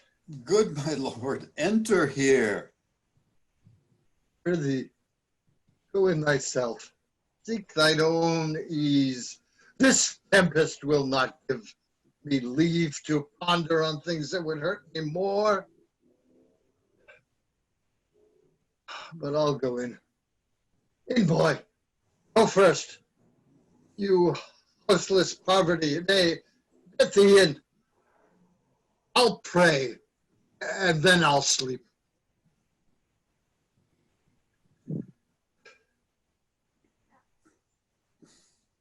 Poor naked wretches, wheresoe'er you are that bide the pelting of this pitiless storm, how shall your houseless heads and unfed sides, your looped and windowed raggedness defend you from seasons such as these? I had taken too little care of this. Take physic, pomp. Expose thyself to feel what wretches feel, that thou mayest shake the superflux to them and show the heavens more just. Fathom and a half, fathom and a half. Poor Tom.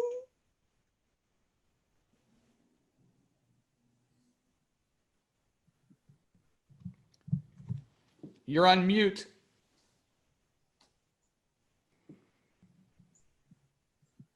Where's the fool? Okay. Come not in here, uncle. Here's the spirit. Help me, help me. Give me thy hand. Who's there? That's a spirit. That's a spirit. He says his name, Poor Tom. What art thou that dost grumble here, there in the straw? Come forth. Away, away, the foul fiend follows me. Through the sharp hawthorn blows the cold wind. Go to thy cold bed and warm thee. Oh, hast thou given all to thy two daughters, and art thou come to this? Who gives anything to poor Tom, whom the foul fiend hath led through fire and through flame, and through ford and whirlpool, ere bog and quagmire, that hath laid knives under his pillow and halters in his pew, set rat's bane by his porridge, made film proud of his heart, to ride on a bay trotting horse over 4-inch bridges, to course his own shadow for a traitor.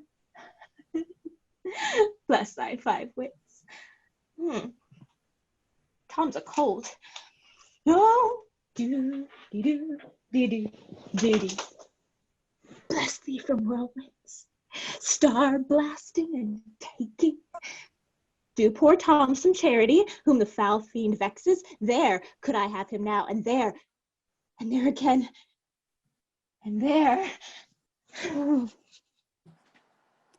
What? Have his daughters brought him to this pass? Wouldst thou save nothing? Didst thou give them all? Nay, he reserved the blanket, else we should have all been shamed. Now all the plagues that in this pendulous air hang fated over men's faults, light on thy daughters. He hath no daughters, sir. Death! Traitor! Nothing could have subdued nature to such a lowness but his unkind daughters. Is it the fashion that discarded fathers should have thus little mercy on their flesh? Judicious punishment? Was this flesh begot those pelican daughters?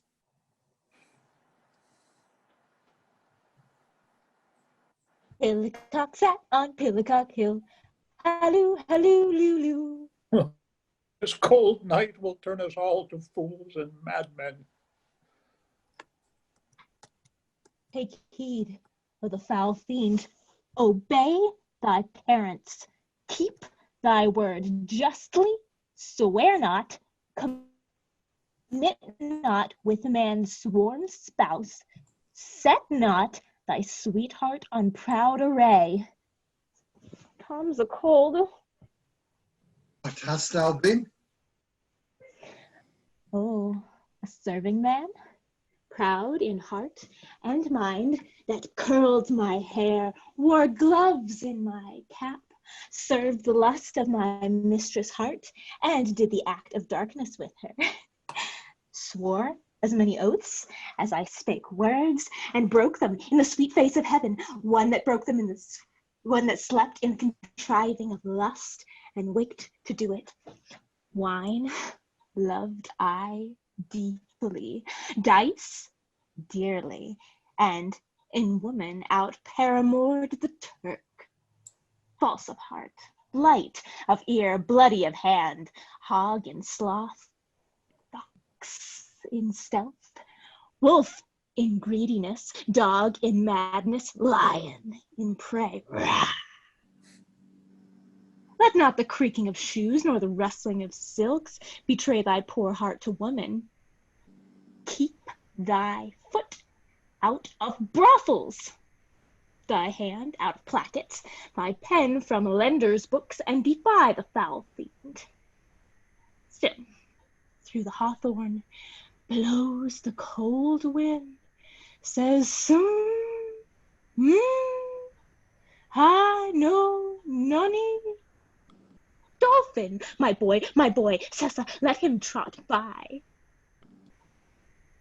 Why, thou wert better in thy grave than to answer with thy uncovered body this extremity of the skies.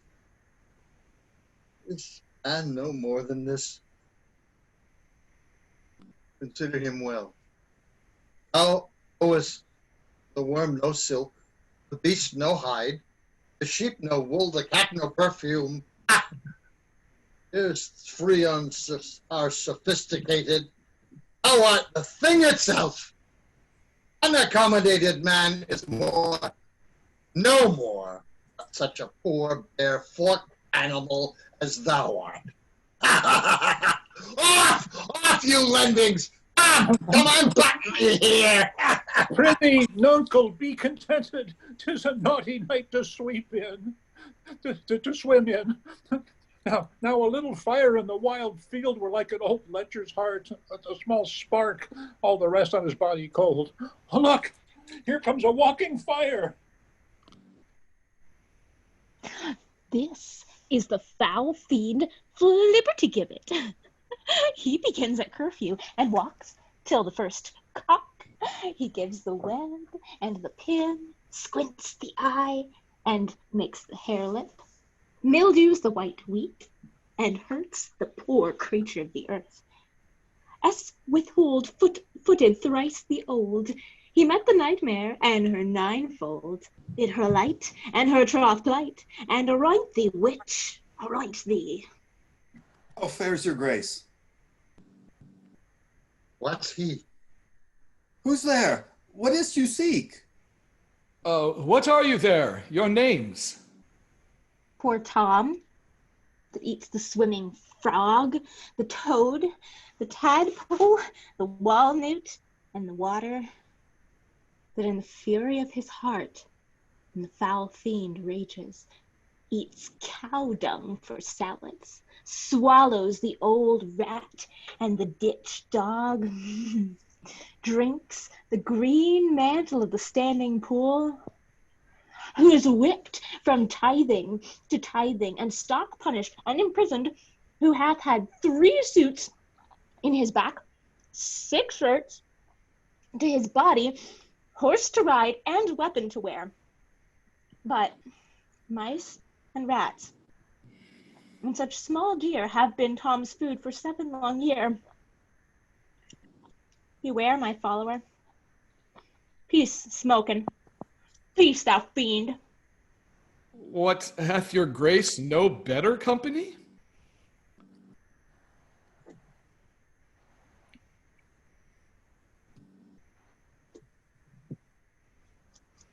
The Prince of Darkness is a gentleman. Modo, he is called, and Mahu. Our flesh and blood is grown so vile, my lord, that it doth hate what gets it.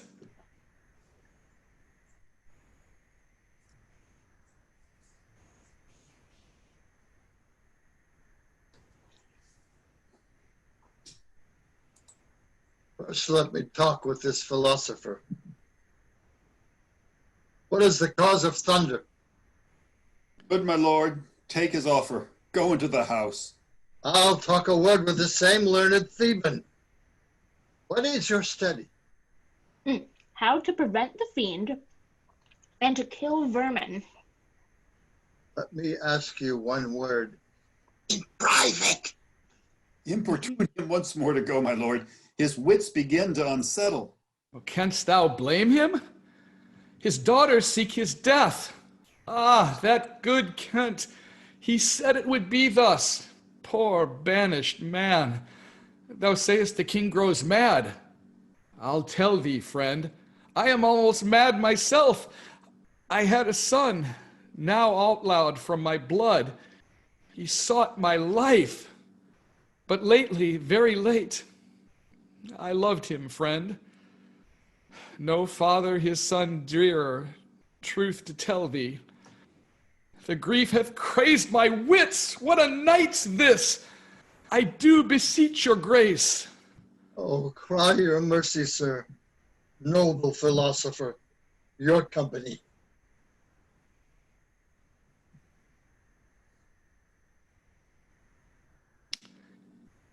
In fellow there, into the hovel, keep thee warm. Come, let's in all. This way, my lord. With him, I will keep still with my philosopher. Good my lord, soothe him. Let him take the fellow. Take him, you on. Sirrah, come on, go along with us. Come, good Athenian. No words, hush!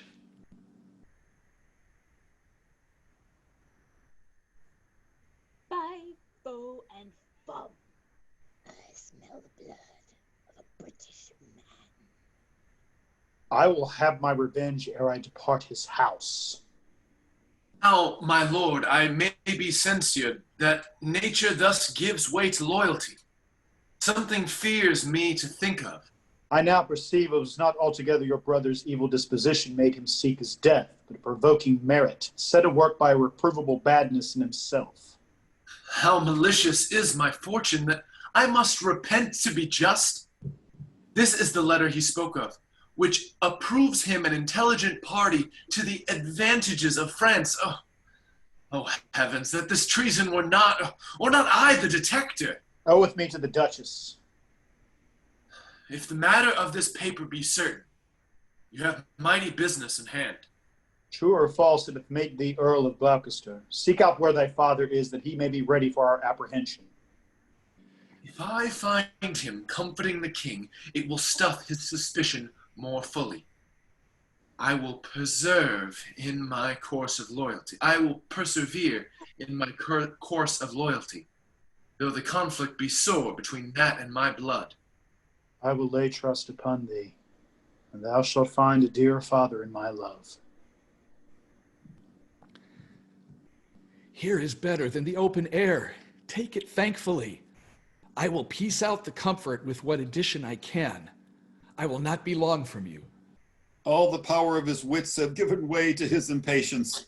The god reward your kindness.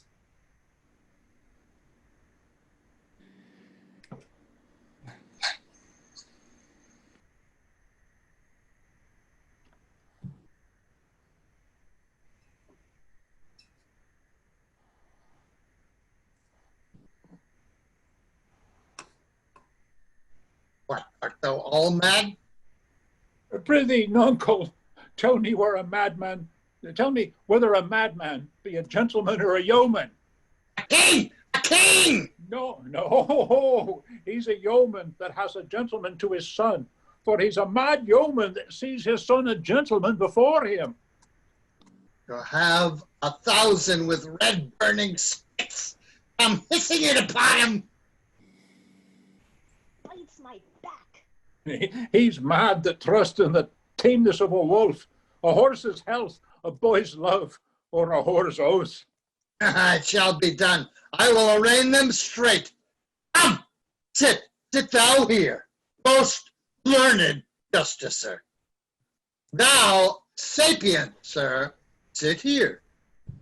Now, you she foxes. Look where he stands and glares. Wantest thou eyes at trial, madame? Come o'er the bourne, Bessie, to me. Her boat hath a leak, and she must not speak. Why she dares not come over to thee. The foul fiend haunts poor Tom in the voice of a nightingale. Hop dance cries in Tom's belly for 2 white herring. Croak not, black angel. I have no food for thee. How do you, sir? Stand you not so amazed? Will you lie down and rest upon the cushions? I'll see their trial first. Bring in the evidence. Thou robbed man of justice, take thy place. And thou, this yoke fellow of equity, bench by his side. You are of the commission, sit you to.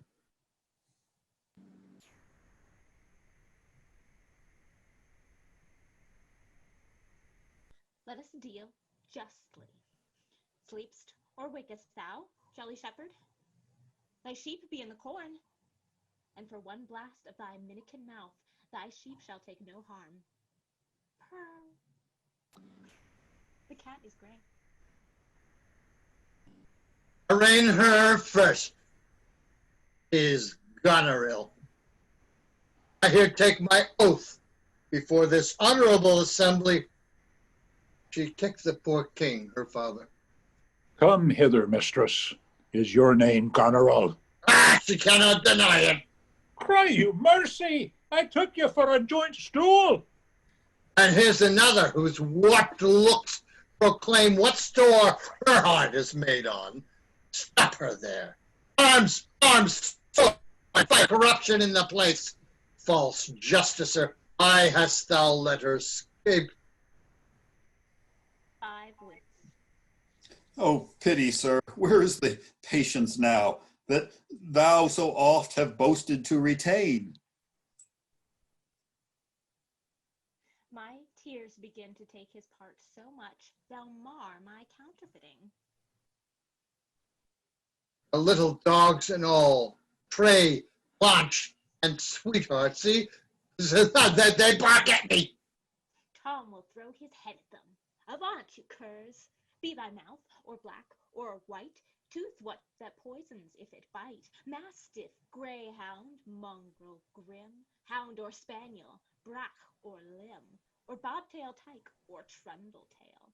Tom will make them weep and wail, for with throwing thus my head, dogs leap the hatch and all are fled. Dee dee dee dee, Sessa, come, come, march to wakes and fairs and market towns. Poor Tom, thy horn is dry.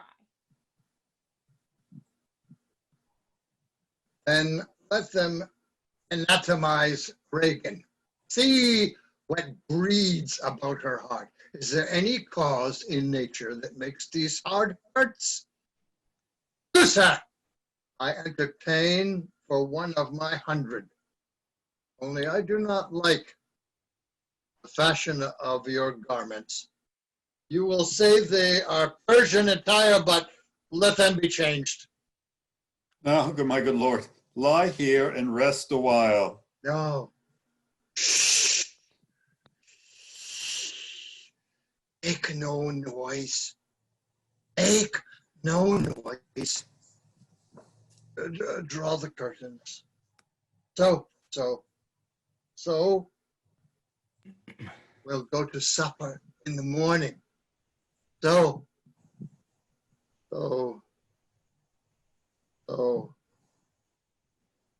And I'll go to bed at noon. Psst, psst, come hither, friend. Where is the king, my master? Here, sir, but trouble him not. His wits are gone. Good friend, I prithee, take him in thy arms. I have heard a plot of death upon him. There is a litter ready. Lay him in it, and drive towards Dover, friend, where thou shalt meet both welcome and protection. Take up thy master. If thou shouldst dally half an hour, his life with thine, and all that offer to defend him stand in assured loss. Take up, and follow me. That will to some provision give thee quick conduct. Oppressed nature sleeps. This rest might yet have balmed thy broken senses, which, if convenience will not allow, stand in hard cure. Come, help to bear thy master. Thou must not stay behind. Come away. We our betters see bearing our woes. We scarcely think our miseries our foes. Who alone suffers most in the mind, leaving free things and happy shows behind. But then the mind much sufferance doth o'erskip, when grief hath mates and bearing fellowship. How light and portable my pain seems now, when that which makes me bend makes the king bow. He chided as I fathered. Tom, away! Mark the high noises, and thyself bewray, when false opinion, whose wrong thought defiles thee, in thy just proof repeals and reconciles thee. What will hap more tonight? Safe scape the king. Lurk. Post speedily to my lord your husband. Show him this letter. The army of France is landed. Seek out the villain Gloucester. Hang him instantly. Pluck out his eyes. Leave him to my displeasure. Edmund, keep you our sister company. The revenges we are bound to take upon your traitorous father are not fit for your beholding. Advise the Duke where you are going to a most festinate preparation. We are bound to the like. Our posts shall be swift and intelligent betwixt us. Farewell, dear sister. Farewell, my lord of Gloucester. How now? Where's the king? My lord of Gloucester hath conveyed him hence. Some 5 or 36 of his knights, hot questress after him, met him at gate, who with some other of the lord's dependents are gone with him towards Dover, where they boast to have well-armed friends. Get horses for your mistress. Farewell, sweet lord and sister. Edmund, farewell. Go seek the traitor Gloucester, pinion him like a thief, bring him before us. Though well we may not pass upon his life without the form of justice, yet our power should do a courtesy to our wrath, which men may blame but not control. Who's there? The traitor? Ugh, ungrateful fox, 'tis he. Bind fast his corky arms. What mean your graces? Good my friends, consider you are my guests. Do me no foul play, friends. Bind him, I say. Hard, oh filthy traitor. Unmerciful lady as you are, I'm none. To this chair bind him. Villain, thou shalt find. By the kind gods, 'tis most ignobly done to pluck me by the beard. So white and such a traitor. Naughty lady, these hairs which thou dost ravish from my chin will quicken and accuse thee. I am your host. With robbers' hands my hospitable favors you should not ruffle thus. What will you do? Sir, what letters had you late from France? Be simple, answerer, for we know the truth. And what confederacy have you with the traitors late footed in the kingdom? To whose hands have you sent the lunatic king? Speak! I have a letter guessingly set down, which come from one that's of a neutral heart and not from one opposed. Cunning. And false. Where hast thou sent the king? To Dover. Wherefore to Dover? Was not thou charged at peril? Wherefore to Dover? Let him answer. Let him first answer that. I am tied to the stake, and I must stand the course. Wherefore to Dover, sir? Because I would not see thy cruel nails pluck out his poor old eyes, nor thy fierce sister in his anointed flesh stick boorish fangs. The sea, with such a storm as his bare head in hell-black night endured, would have buoyed up and quenched the stelled fires. Yet poor old heart, he hoped the heavens to rain. If wolves had at the gate howled that stern time, thou should have said, good porter, turn the key. All cruels else subscribed. But I shall see the winged vengeance overtake such children. It shalt thou never. Fellows, hold the chair. Upon these eyes of thine I'll set my foot. He that will think to live to be old, give me some help. Oh, cruel, oh, you gods! One side will mock another, the other too. If you see vengeance... Hold your hand, my lord. I have served you ever since I was a child, but better service have I never done you than now to bid you hold. How now, you dog! If you did wear a beard upon your chin, I'd shake it on this quarrel. What do you mean? My villain! Nay, then, come on, and take the chance of anger. Give me thy sword, a peasant, stand up thus. Oh, I am slain, my lord. You have one eye left to see some mischief on him. Oh! Lest it see more, prevent it. Out, vile jelly! Where is thy luster now? All dark and comfortless. Where's my son Edmund? Edmund, enkindle all the sparks of nature to quit this horrid act. Out, treacherous villain! Thou callest on him that hates thee. It was he that made the overture of thy treasons to us who was too good to pity thee. Oh, my follies. Then Edgar was abused. Kind gods, forgive me that and prosper him. Go, thrust him out at the gates and let him smell his way to Dover.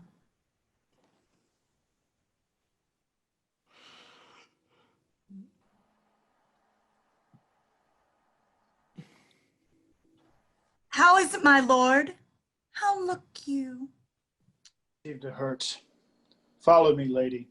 Turn out that eyeless villain. Throw this slave upon the dunghill. Regan, I bleed apace. Untimely comes this hurt. Give me your arm. I'll never care what wickedness I do, if this man come to good. If she live long and in the end meet the old course of death, women will all turn monsters. Let's follow the old earl and get the bedlam to lead him where he would. His roguish madness allows itself to anything. Go thou. I'll fetch some flax and whites of egg to apply to his bleeding face. Now heaven help him.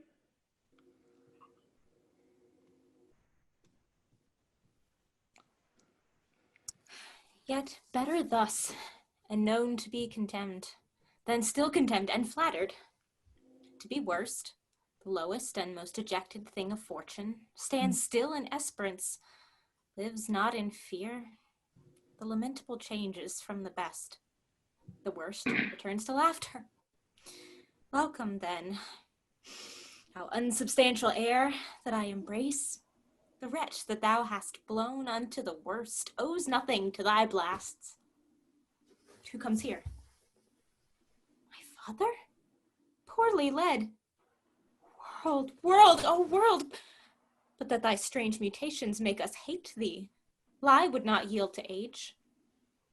Oh, my good lord, I have been your tenant, and your father's tenant these 80 years. Away, get thee away. Good friend, be gone. Thy comforts can do me no good at all. Thee they may hurt. Alack, sir, you cannot see your way. I have no way, and therefore want no eyes. I stumbled when I saw, full oft 'tis seen, our means secure us, and our mere defects prove our commodities. Oh, dear son, Edgar, the food of thy abused father's wrath. Might I but live to see thee in my touch, I'd say I had eyes again. How now? Who's there? Oh, gods, who is can say? I am at the worst. I am worse than e'er I was. Tis mad, poor mad Tom. And worse, I may be yet. The worst is not, so long as we can say, this is the worst. Fellow, where goest? Is it a beggar man? A madman and beggar too. He has some reason, else he could not beg. In the last night's storm, I such a fellow saw, which made me think a man a worm. My son came then into my mind, and yet my mind was then scarce friends with him. I have heard more since. As flies to wanton boys are we to the gods. They kill us for their sport. How should this be? Bad is the trade that must play fool to sorrow, angering itself and others. Bless thee, master. Is that the naked fellow? Aye, my lord. Then prithee get thee gone. If for my sake thou wilt overtake us, hence a mile or twain, in the way toward Dover, do it for ancient love, and bring some covering for this naked soul who I'll entreat to lead me. Alack, sir, he is mad. 'Tis the time's plague when madmen lead the blind. Do as I bid thee, or rather do thy pleasure. Above the rest, be gone. I'll bring him the best apparel I have. Come on't what will. Sarah, a naked fellow. Poor Tom's a cold. Cannot daub it further. Come hither, fellow. And yet I must. Bless thy sweet eyes, they bleed. Knowest thou the way to Dover? Both stile and gate, horseway and footpath.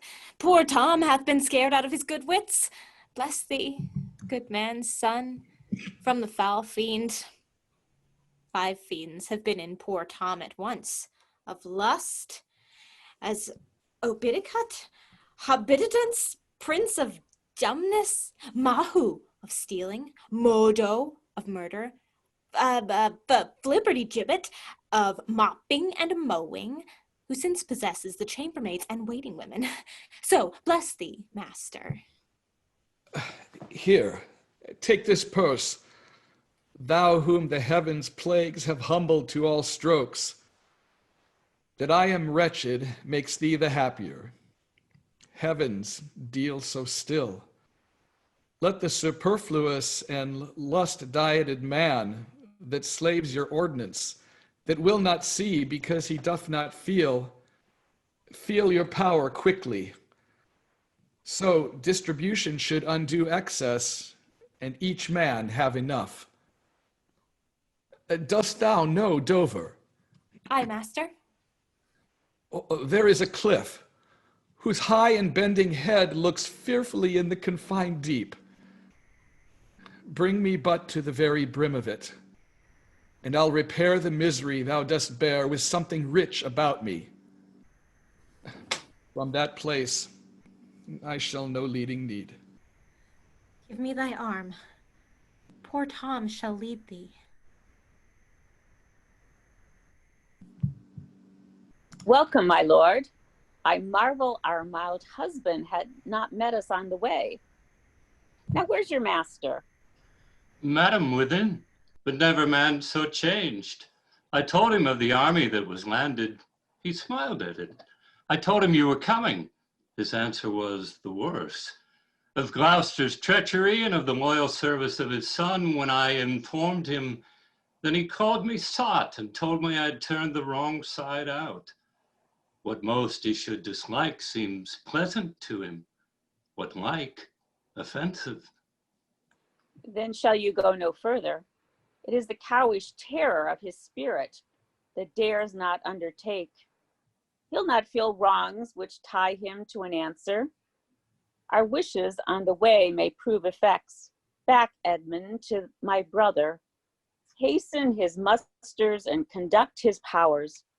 I must change arms at home and give the distaff into my husband's hands. This trusty servant shall pass between us.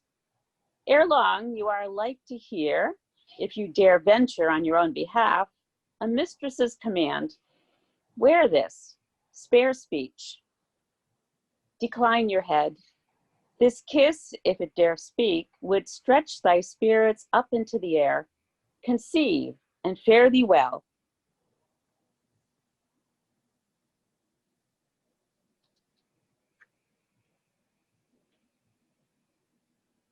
Yours in the ranks of death. Most dear Gloucester, oh, the difference of man and man. To thee a woman's services are due. My fool usurps my body. Madam, here comes my lord. I have been worth the whistle.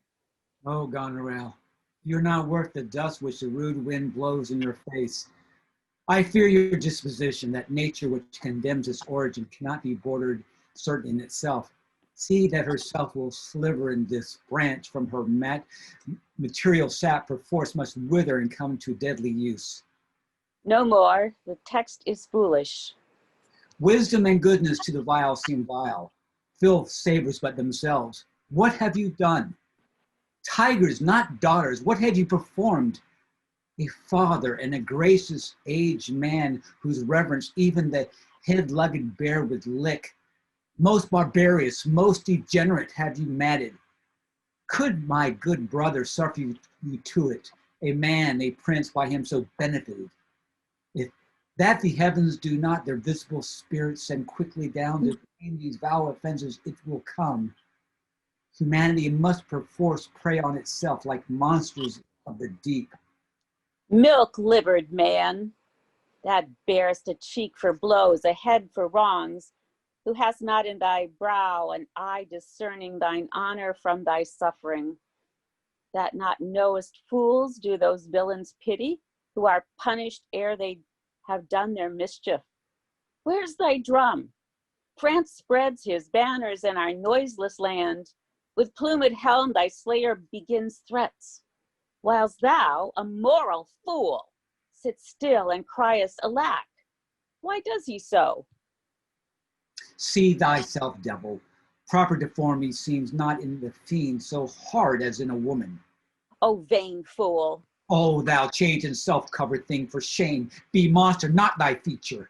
Where my fitness to let these hands obey my blood, they are apt enough to dislocate and tear thy flesh and bones. However thou art a fiend, a woman's shape doth shield thee. Marry, your manhood now. What news? Oh, my good lord, the Duke of Cornwall is dead, slain by his servant, going to put out the other eye of Gloucester's. Gloucester's eye. A servant that he bred, thrilled with remorse, opposed against the act, bending his sword to his great master, who, threatened enraged, flew on him, and amongst them fell him dead. But not without that harmful stroke, which since hath plucked him after. This shows you are above you jesters, that these are neither crimes so speedily can venge. But oh, poor Gloucester, lost he his other eye. Both, my lord. This letter, madam, craves a speedy answer. 'Tis from your sister. One way I like this well, but being widow, and my Gloucester with her, may all the building in my fancy pluck upon my hateful life. Another way, the news is not so tart. I'll read and answer. Where was his son when they take his eyes? Come with me, my lady hither. He's not here. No, my good lord, I met him back again. Knows he the wickedness? Aye, my good lord, 'twas he informed against him, and quit the house on purpose, that their punishment might have freer course. Gloucester, I live to thank thee for the love thou showed the king, and to venge thy eyes. Come hither, friend, tell me what more you know. Why, the King of France is so suddenly gone back. Know you the reason? Something he left imperfect in the state, which, since his coming forth is thought of, which imports to the kingdom so much fear and danger that his personal return was required and necessary. Who hath he left behind him, General? The Marshal of France, Monsieur Lafare. Did your letters pierce the Queen to any demonstration of grief? Aye, sir, she took them, read them in my presence, and now and then an ample ear trilled down her delicate tear trilled down her delicate cheek. It seemed she was a queen over her passion, who, most rebel-like, sought to be king or her. Oh, then it moved her. Not to a rage, patience and sorrow strove, who should express their good list. You have seen sunshine and rain at once. Her smiles and tears were like a better way. Those happy smilets that played on her lips seemed not to know what guests were in her eyes, which parted thence as pearls from diamonds dropped. In brief, sorrow would be a rarity most beloved if all could so become it. Made she no verbal question? Faith, once or twice she heved the name of father, pantingly forth, as if pressed her heart. Cried, sisters, sisters, shame of ladies, sisters, Kent, fathers, sisters. What in the storm, what in the night? Let pity not be believed. There she shook the holy water from her heavenly eyes, and clamor moistened. Then away she started to deal with grief alone. It is the stars above us, govern our conditions, else one self-mate and mate could not beget such different issues. Who spoke not with her sense? No. Was this before the king returned? No, since. Well, sir, the poor distressed Lear's in the town, who sometime in his better tune remembers what we are come about, and by no means will yield to see his daughter. Why, good sir? The sovereign shame so elbows him. His own unkindness that stripped her from his benediction, turned her to foreign casualties, gave her dear rights to his dog-hearted daughters. These things sting his mind so venomously that burning shame detains him from Cordelia. Alack, poor gentleman. Of Albany's and Cornwall's powers you heard not? 'Tis so, they are afoot. Well, sir, I'll bring you to our master Lear, and leave you to attend him. Some dear cause will in concealment wrap me up a while, when I am known all right. You shall not grieve lending me this acquaintance. I pray you, go along with me. Alack, 'tis he. Why, he was met even now as mad as the vexed sea, singing aloud, crowned with rank fumiture and furrow weeds, with burdocks, hemlock, nettles, cuckoo flowers, darnel, and all the idle weeds that grow in our sustaining corn. A century send forth, search every acre in the high-grown field, and bring him to our eye. What can man's wisdom in the restoring his bereaved sense? He that helps him take all my outward worth. There is means, madam. Our foster nurse of nature is repose. The which he lacks, that to provoke in him, are many simple operative, whose power will close the eye of anguish. All blessed secrets, all you unpublished virtues of the earth, spring with my tears. Be aidant and remediate in the good man's distress. Seek for him, lest his ungoverned rage dissolve the life that wants the means to lead it. News, madam. The British powers are marching hitherward. 'Tis known before. Our preparation stands in expectation of them. Oh, dear Father, it is thy business that I go about. Therefore, great France, my mourning and important tears have pitied. No blown ambition doth our arms incite, but love, dear love, and our aged father's right. Soon may I hear and see him.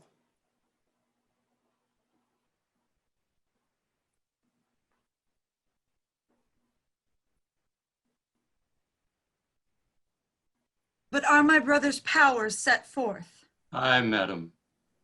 Himself in person there? Madam, with much ado, your sister is the better soldier. Lord Edmund spake not with your lord at home. No, madam. What might import my sister's letter to him? I know not, lady. Faith, he has posted hints on serious matter. It is with great ignorance Gloucester's eyes being out to let him live. Where he arrives, he moves all hearts against us. Edmund, I think, is gone in pity of his misery to dispatch his nighted life, moreover to descry the strength of the enemy. I must needs after him, madam, with my letter. Our troops set forth tomorrow. Stay with us. The ways are dangerous. I may not, madam. My lady charged my duty in this business. Why should she write to Edmund? Might not you transport her purposes by word? But like something I know not what. I'll love thee much. Let me unseal the letter. Madam, I had rather that... I know your lady does not love her husband. I am sure of that. And at her late being here, she gave strange odoles in most speaking looks to noble Edmund. I know you are of her bosom. Aye, madam. I speak in understanding you are. I know it. Therefore I do advise you. Take this note. My lord is dead. Edmund and I have talked, and more convenient is he for my hand than for your lady's. You may gather more. If you do find him, pray you give him this. And when your mistress hears thus much from you, I pray, desire her call her wisdom to her. So fare you well. If you do chance to hear of that blind traitor, preferment falls on him that cuts him off. Would I could meet him, madam. I should show what party I do follow. Fare thee well.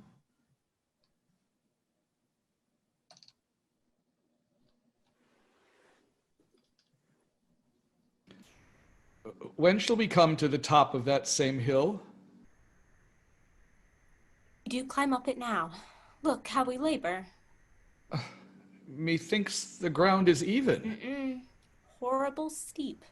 Hark, do you hear the sea? No, truly. Why then your other senses grow imperfect by your eyes' anguish. So may it be indeed.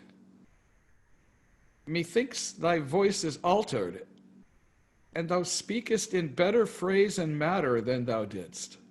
You are much deceived. In nothing am I changed but in my garments. Methinks you're better spoken. Come, sir. Here's the place. Stand still. How fearful and dizzy it is to cast one's eyes so low. Crows and chops that wing the midway air show scarce so gross as beetles. Halfway down hangs one that gathers samphire, dreadful trade. Methinks he seems no bigger than his head. The fishermen that walk upon the beach appear like mice, and yond tall anchoring bark diminished to her cock, a buoy almost too small for sight. The murmuring surge that on the unnumbered idle pebbles chafes cannot be heard so high. I'll look no more. lest my brain turn and the deficient sight topple down headlong. Set me where you stand. Give me your hand. You are now within a foot of the extreme verge. For all beneath the moon would I not leap upright. Let go my hand. Here, friends, another purse. In it a jewel, well worth a poor man's taking. Fairies and gods prosper it with thee. Go thou farther off. Bid me farewell, and let me hear thee going. Now, fare you well, good sir. With all my heart. Why I do trifle thus with his despair is done to cure it. O you mighty gods! This world I do renounce, and in your sights shake patiently my great affliction off. If I could bear it longer and not fall to quarrel with your great opposeless wills, my snuff and loath part of nature should burn itself out. If Edgar live, oh bless him. Now, fellow, fare thee well. Gone, sir, farewell. And yet I know not how conceit may rob the treasury of life, when life itself yields to the theft. Had he been where he thought, by this had thought been past.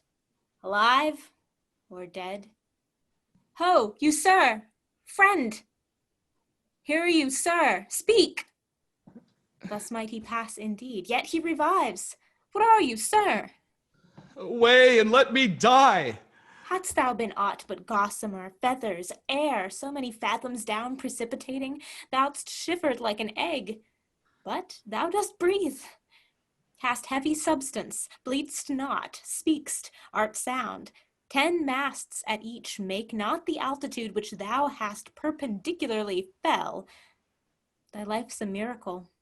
Speak yet again.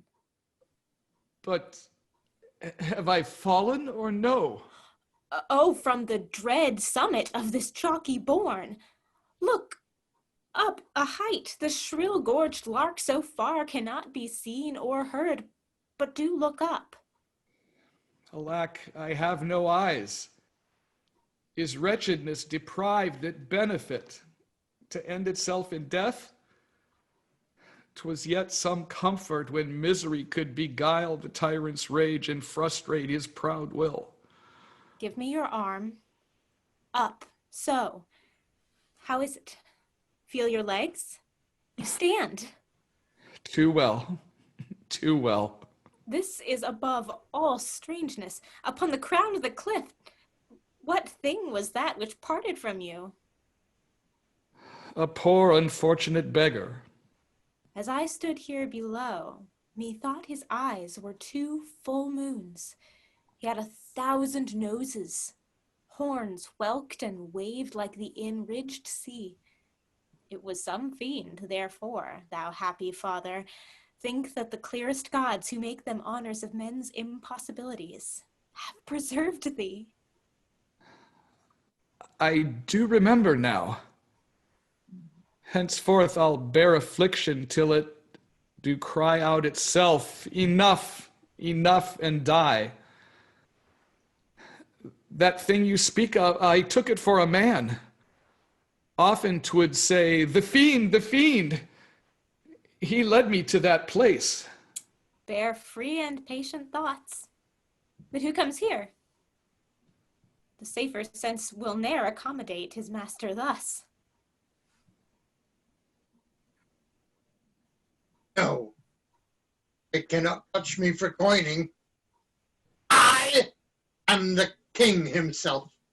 O thou side-piercing sight. Nature's above art in that respect. There's your press money. Hello handles his bow like a crow keeper. Draw me a clothier's yard. Look.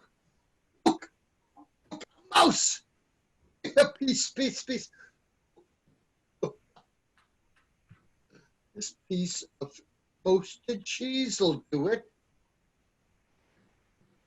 Ah! That's my gauntlet. I'll prove it on a giant. Bring up the brown bills. Oh, well flown, bird. In the clout! In the clout! Yeah! What's the word? Sweet marjoram. Yes! I know that voice. I know that voice. Goneril, with a white beard. They flattered me like a dog and told me I had white hairs in my beard, and the black ones were there.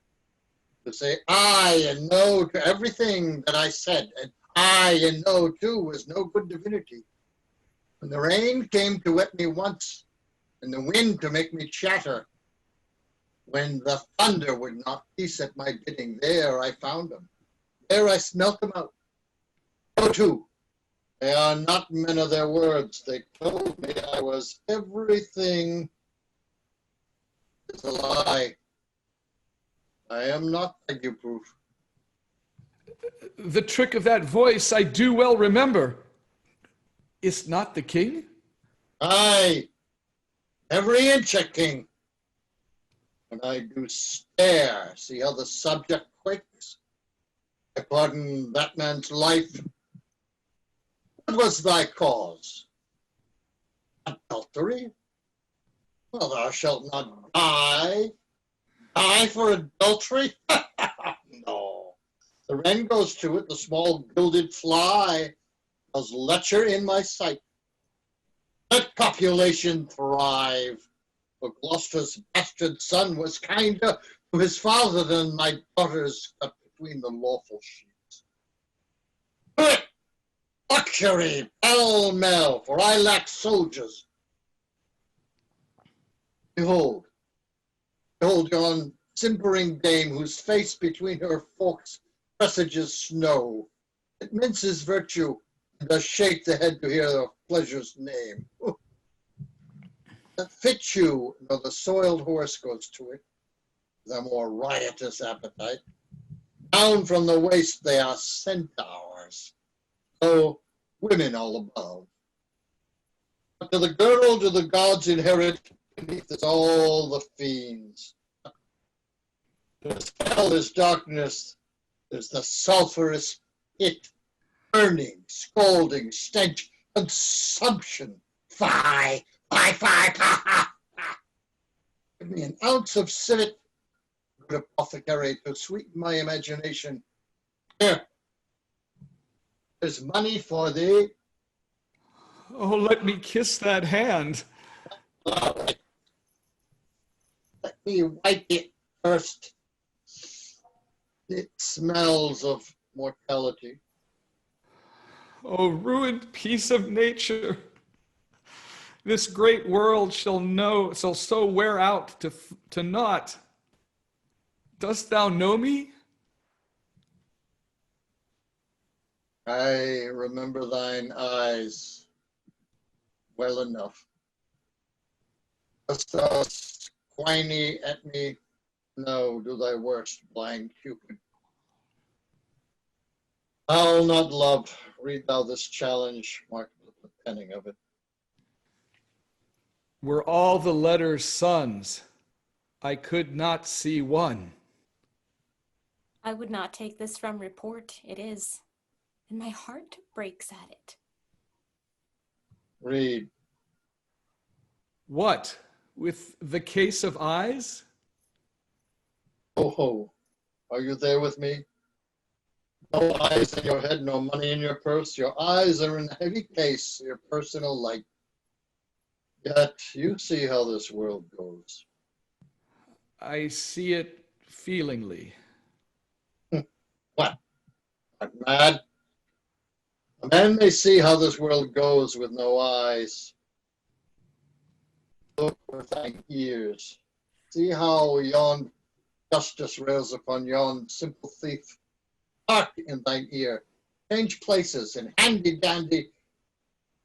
Which is the justice? And which the thief? Thou seen a farmer's dog bark at a beggar, Aye, sir. and the creature run from the curb? There thou mightest behold the great image of authority. The dogs obeyed in office. Thou rascal beetle, hold thy bloody hand. Why dost thou lash that whore? Strip thine own back, thou hotly lusts to use her in that kind for which thou whipp'st her. The usurer hangs the cozener. Through padded clothes small vices do appear. Robes and furred gowns hide all.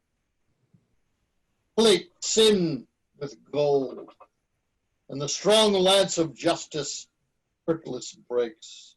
Armed in rags, a pygmy straw does pierce it. None does offend, none. I say none. I'll label him. Take that of me, my friend. You have the power to seal the accuser's lips. Get thee glass eyes, and like a scurvy politician, seem to see things thou dost not. Now. Pull off my boots. Harder, so. Oh, matter and impertinency mixed. Reason in madness. If thou wilt weep my fortunes, take my eyes. I know thee well enough. The name is Gloucester. I must be patient. We came crying hither. Thou knowest, the first time that we smell the air, we wail and cry. I will preach to thee, Mark. Alack the day! When we are born, we cry that we are come to the strange, great stage of fools. This is a good block. If it were a delicate stratagem to shoe a troop of horse with felt, I'll put it in proof. And when I have stolen upon these sons-in-law, and kill!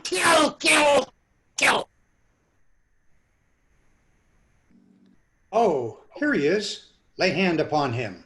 Sir, your most dear daughter.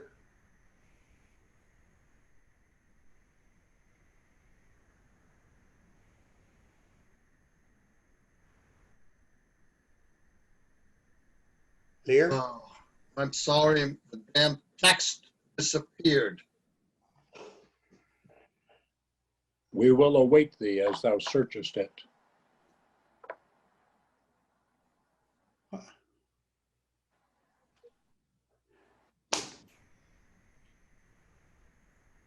I'm lost. My line was, oh, here he is, and then King Lear was no rescue.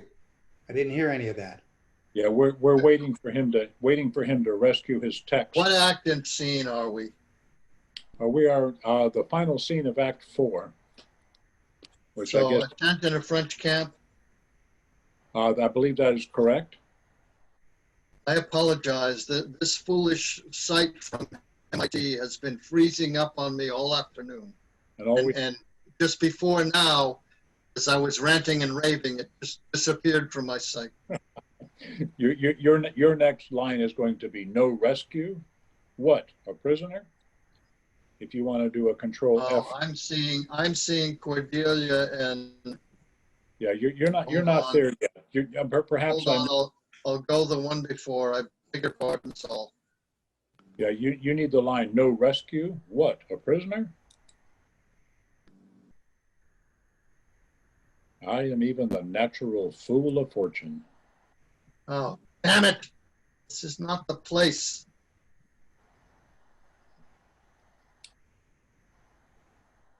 What an afternoon. You're having a better day. You're having a better day than Lear himself. Well, if it's Act 4, Scene 7, that Yeah, I may have misspoken. It may be 4-6. 4-6. 4-6. 4-6. Yeah. Next time you ask a question, David, I'm going to tell you to ask Dick. Why? Because I'm a gentleman? Because you speak better, because you know more than I do. Oh, This no. is shortly after your last line had been then All right, killed. wait a minute. I have the sweet pointing, every inch a king. Now we've done all this.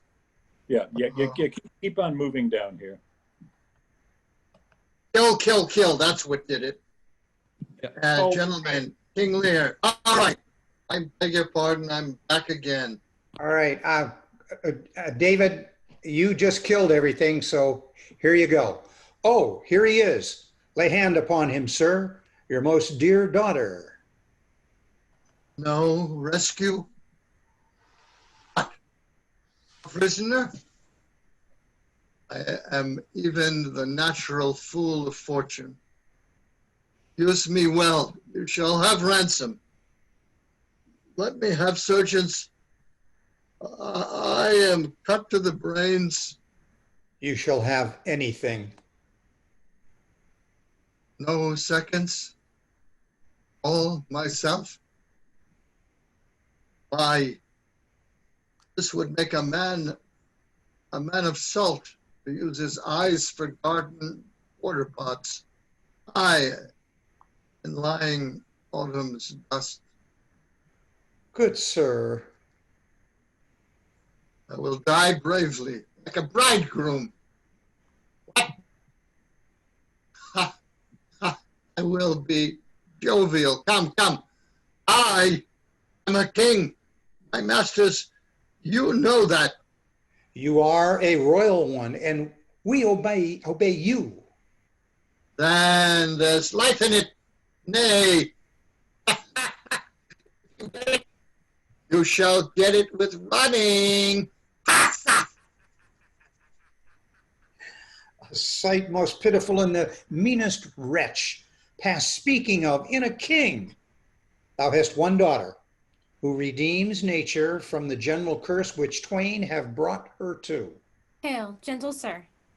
Sir, speed you. What's your will? Do you hear aught, sir, of a battle toward? Most sure and vulgar. Everyone hears that. Which can distinguish sound? But by your favor, how near's the other army? Near and on speedy foot. The main descry stands on the hourly thought. Thank you, sir, that is all. Though that the queen on special cause is here, her army is moved on. I thank you, sir.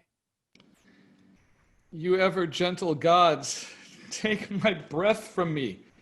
Let not my worser spirit tempt me again to die before you please. Well, pray you, father. Now, good sir, what are you? A most poor man, made tame to fortune's blows, who by the art of known and feeling sorrows am pregnant to good pity. Give me your hand. I'll lead you to some biting. Hearty thanks. The bounty and the benison of heaven to boot and boot. A proclaimed prize, most happy, that Imus head of thine was first framed flesh to raise my fortunes. Thou old unhappy traitor, briefly thyself remember, the sword is out that must destroy thee. Now let thy friendly hand put strength enough to it. Wherefore, bold peasant, darest thou support a published traitor? Hence, lest that the infection of his fortune take like hold on thee, let go his arm. She'll not let it go, sir, without further occasion. Let go, slave, or thou diest. Good gentlemen, go your gait, and let poor Volk pass. And sure, and I'd been zwaggered out of my life, 'twould not have been so long as 'tis by a fortnight. Nay, come not near the old man, keep out, chivor ye, or it's try your costard or me ballow be the harder. She'll be playing with you. Out, dunghill. She'll pick your teeth, sir, come, no matter vor your foins. Slave! Thou hast slain me. Villain, take my purse. If ever thou wilt thrive, bury my body, and give the letters which thou findest about me to Edmund, Earl of Gloucester. Seek him out upon the British party. Oh, untimely death. I know thee well, serviceable villain, as duteous to the vices of thy mistress as badness would desire. What? Is he dead? Sit you down, father, rest you. Let's see these pockets. The letters that he speaks of may be my friend's. He's dead. I am only sorry that he had no other death's man. Let us see. Leave gentle wax, and manners blame us not. To know our enemies' minds will rip their hearts. Their papers is more lawful. Let our reciprocal vows be remembered. You have many opportunities to cut him off. If your will want not, time and place will be fruitfully offered. There is nothing done. If you return the conqueror, then am I the prisoner, and his bed my goal? From the loathed warmth whereof deliver me, and supply the place for your labor. Your wife, so I would say, affectionate servant, Goneril? Undistinguished space of woman's will, a plot upon her virtuous husband's life, and the exchange my brother? Here, in the sands, thee I'll rake up the post unsanctified of murderous lechers, and in the mature time, with this ungracious paper, strike the sight of the death-practiced duke. For him 'tis well that of my death and business I can tell. The king is mad. How stiff is my vile sense that I stand up and have ingenious feeling of my huge sorrows. Better I was distract. So should my thoughts be severed from my griefs, and woes be wrong imaginations lose the knowledge of themselves. Give me your hand. Far off methinks I hear the drum beaten. Come, father, I'll bestow you with a friend.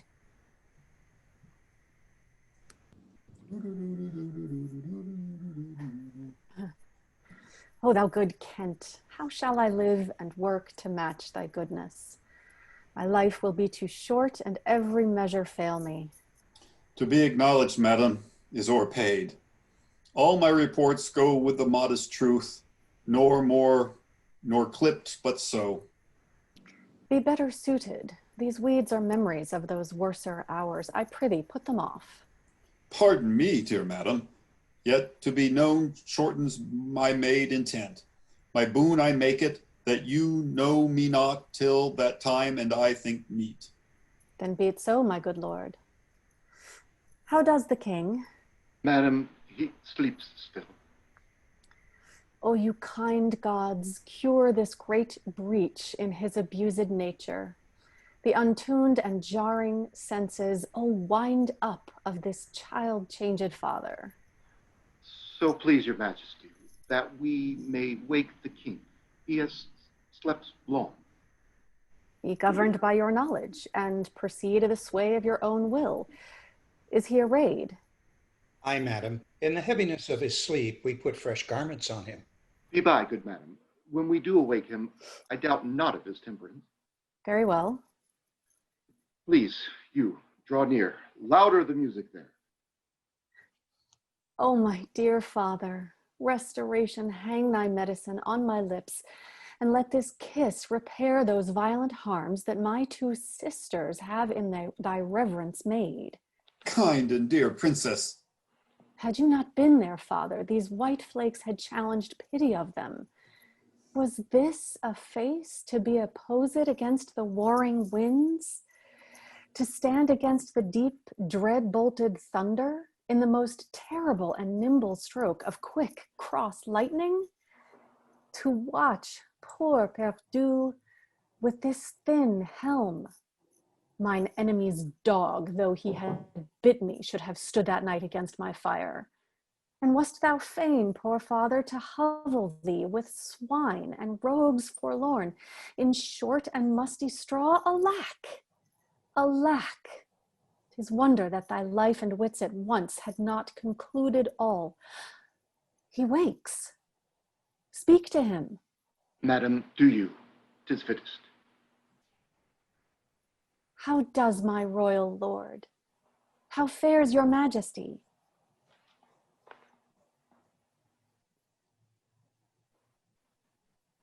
Do me wrong to take me out of the grave. Thou art soul in bliss, but I am bound upon the wheel of fire, and mine own tears do scald my molten, like molten lead. Sir, do you know me? You are a spirit, I know. When did you die? Still far wide. He's scarce awake. Let him alone a while. Where have I been? Where am I? Fair daylight? I am mightily abused. I should e'en die with pity to see another thus. I know not what to say. I will not swear that these are my hands. Let's see. I feel this pinprick, but I are assured of my condition. Oh, look upon me, sir, and hold your hands in benediction o'er me. No, sir, you must not kneel. Pray, do not mock me. I am a very foolish, fond, old man. Fourscore and upward, not an hour, more or less, and to deal plainly, I fear I am not in my perfect mind. Methinks I should know you.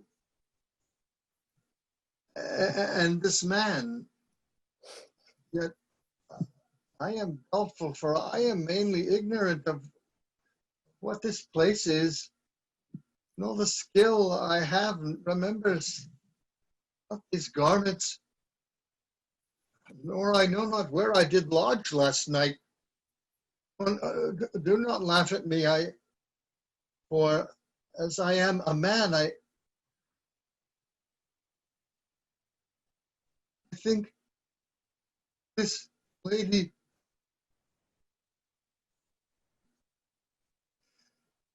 will be my child. Cordelia. And so I am. I am. Oh, your tears wet. Faith,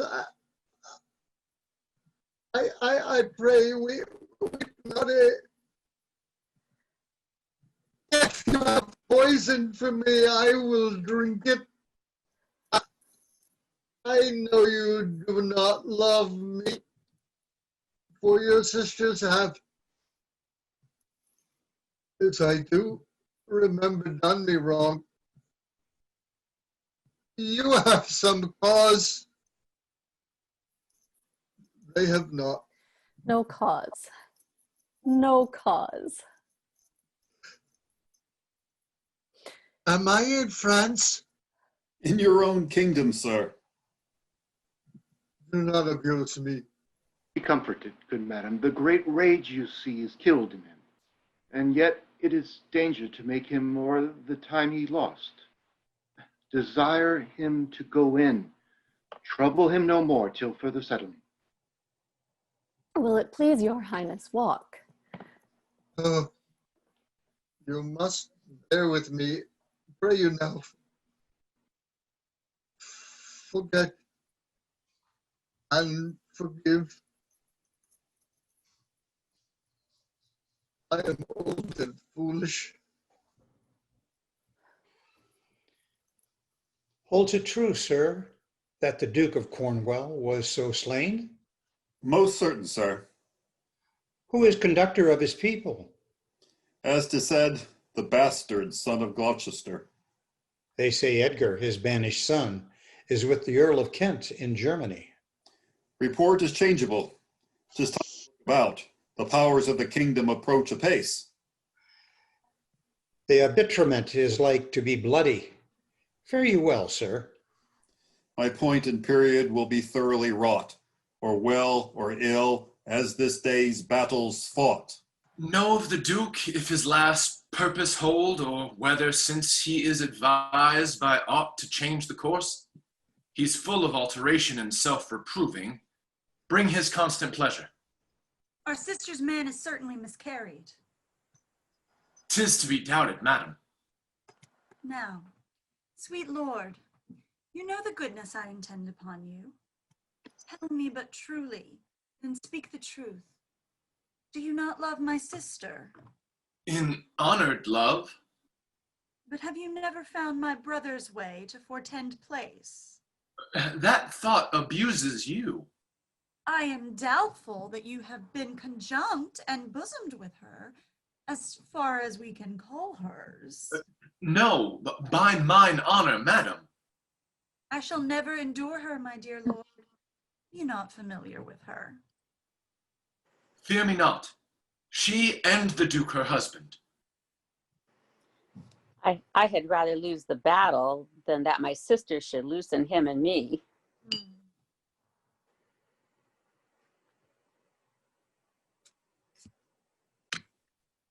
Oh, very loving sister, well be met. Sir, this I hear the king hath come to his daughter with others whom rigor our state, forced to cry out. Where I could not be honest, I never yet was valiant. For this business, it touched us. As France invades our land, not bolds the king with others, whom I fear most just and heavy causes make oppose. Sir, you speak nobly. Why is this reason? Combined together against the enemy, for these domestic and particular broils are not the question here. Let them determine with the agent of war on our proceedings. I shall attend you presently at your tent. Sister? You'll go with us? No, sorry. 'Tis most convenient. Pray you, go with us. Oh ho, I know the riddle. I will go.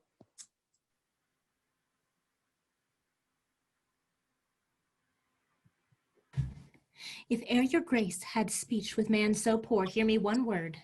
I'll overtake you, speak. Before you fight the battle, ope this letter. If you have victory, let the trumpet sound for him that brought it. Wretched though I may seem, I can produce a champion that will prove what is avouched there. If you miscarry, your business of the world hath so an end, and machination ceases.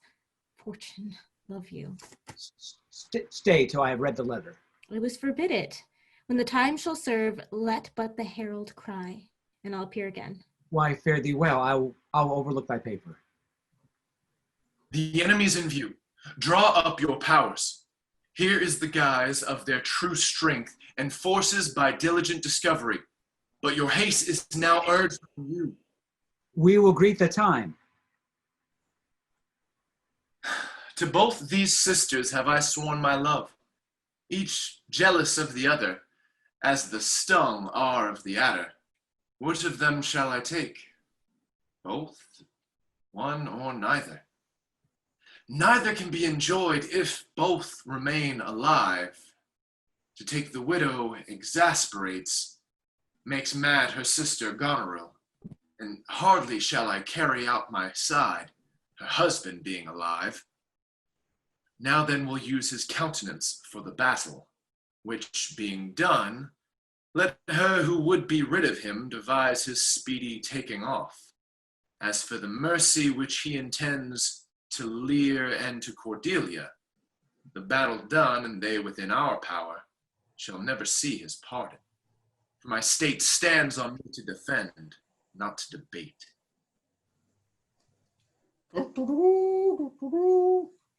Here, Father, take the shadow of this tree. For your good host, pray that the right may thrive. If ever I return to you again, I'll bring you comfort.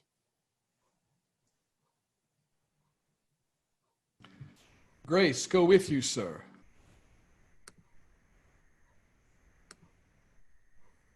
Away, old man, give me thy hand, away. King Lear hath lost, he and his daughter ta'en. Give me thy hand, come on. No farther, sir. A man may rot even here. What, in ill thoughts again? Men must endure their going hence, even as their coming hither. Ripeness is all, come on. And that's true too. Some officers, take them away. Good God, until their greater pleasures first be known that are to censor them. We are not the first who, with best meaning, have incurred the worst. For thee, oppressed king, am I cast down. Myself could else outfrown false fortune's frown. Shall we not see these daughters and these sisters? No, no, no, no, no, no. That's the way to prison. We two alone. We'll sing like birds in the cage. None of us ask me blessing, I'll kneel down and ask thee forgiveness, and so we'll live and pray and sing and tell old tales and laugh at gilded butterflies and hear poor rogues talk of court news. And we'll talk with them too. Who loses, who wins, who's in, who's out. Take upon the mystery of things. As if we were God's spies, and we'll wear out in a walled prison acts and sects of great ones that ebb and flow by the moon. Take them away. On such sacrifices, my Cordelia, the gods themselves throw incense. My copy, he that parts us shall bring a brand from heaven and fire us hence like foxes. Wipe thine eyes. The good year shall devour them, flesh and fell, ere they shall make us weak. We'll see him starve first.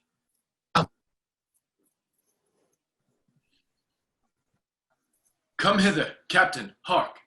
Take thou this. Go follow them to prison. One step advance thee. If thou dost as this instructs thee, thou dost make thy way to noble fortunes. Know thou this, that men are as the time is. To be tender-minded does not become a sword. Thy great employment will not bear question. Either say thou do it, or strive by other means. I'll do it, my lord. About it, and right happy then thou hast done. Mark, I say, instantly, and carry it so as I have said it now. I cannot draw a cart, nor eat dried oats. If it be a man's work, I'll do it. Sir, you have shown today your valiant strain and fortune led you well. You have the captives that were the opposites of today's strife. We do require them of you, so to use them, as we shall find their merit and our safety may equally determine. Sir, I thought it fit to send the old and miserable king to some retention and appointed guard, whose age has charms in it, whose title more, to pluck the common bosom on his side, and turn our impressed lances in our eyes, which do commend them. With him I sent the queen, my reason all the same, and they are ready, tomorrow or at a further space, to appear where you shall hold your session. At this time we sweat and bleed, the friend hath lost his friend, and the best quarrels in the heat are cursed by those that feel their sharpness. The question of Cordelia and her father requires a fitter place. Sir, by your patience, I hold you but as subject of this war, not as a brother. That's as we list to grace him. Methinks our pleasure might have been demanded ere you had spoke so far. He led our powers for the commission of my place in person, the which immediacy may well stand up and call itself your brother. Not so hot. In his own grace he doth exalt himself more than in your addition. In my rights, by me invested, he compeers the best. That were the most, if he should husband you. Jesters do oft prove prophets. Holla, holla, that eye that told you so looked but a squint. Oh, lady, I am not well, else I should answer from a full-flowing stomach. General, take thou my soldiers, prisoners, patrimony, dispose of them, of me, the walls are thine. Witness the world that I create thee here, my lord and master. Mean you to enjoy him? Your let alone lies not in your goodwill. Nor in thine, Lord. Half-blooded fellow, yes. Let the drums strike and prove thy title thine. Stay yet, hear reason. Edmund, I arrest thee on capital treason, and in thine attaint this gilded serpent. For your claim, fair sister, I barred in the interest of my wife. She is subcontracted to this lord, and I, her husband, contradict your bands. If you will marry, make your loves to me. My ladies bespoke. An interlude. Thou art armed, Gloucester, let the trumpet sound. If none appear to prove upon thy head thy hideous manifest and many treason, there is my pledge. I'll prove it in thy heart. Ere I taste bread, thou art in nothing less than I have here proclaimed thee. Oh, sick! Oh, sick! If not, I'll ne'er trust medicine. There's my exchange. What in the world he is that names me traitor? Villain-like he lies, called by thy trumpet, he that dares approach on him, on you, who not. I will maintain my truth and honor firmly. A herald ho! A herald ho! A herald! Trust to thy single virtue for thy soldiers. All levy in my name have in my name took their discharge. Oh, my sickness grows upon me. She's not well. Convey her to my tent. Come hither, herald. Let the trumpet sound and read out this. Sound, trumpet.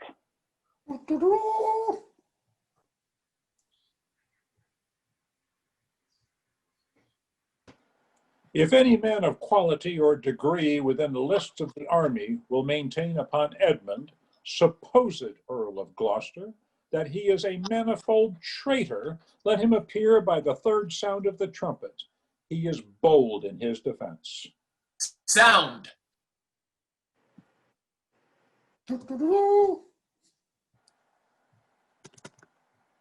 Again. Again. Ask him his purposes, why he appears upon this call of trumpet. What are you, your name, your quality, and why you answer this present summons? No, my name is lost. By treason's tooth bare, gnawn, and canker bit, yet am I noble as the adversary I come to cope.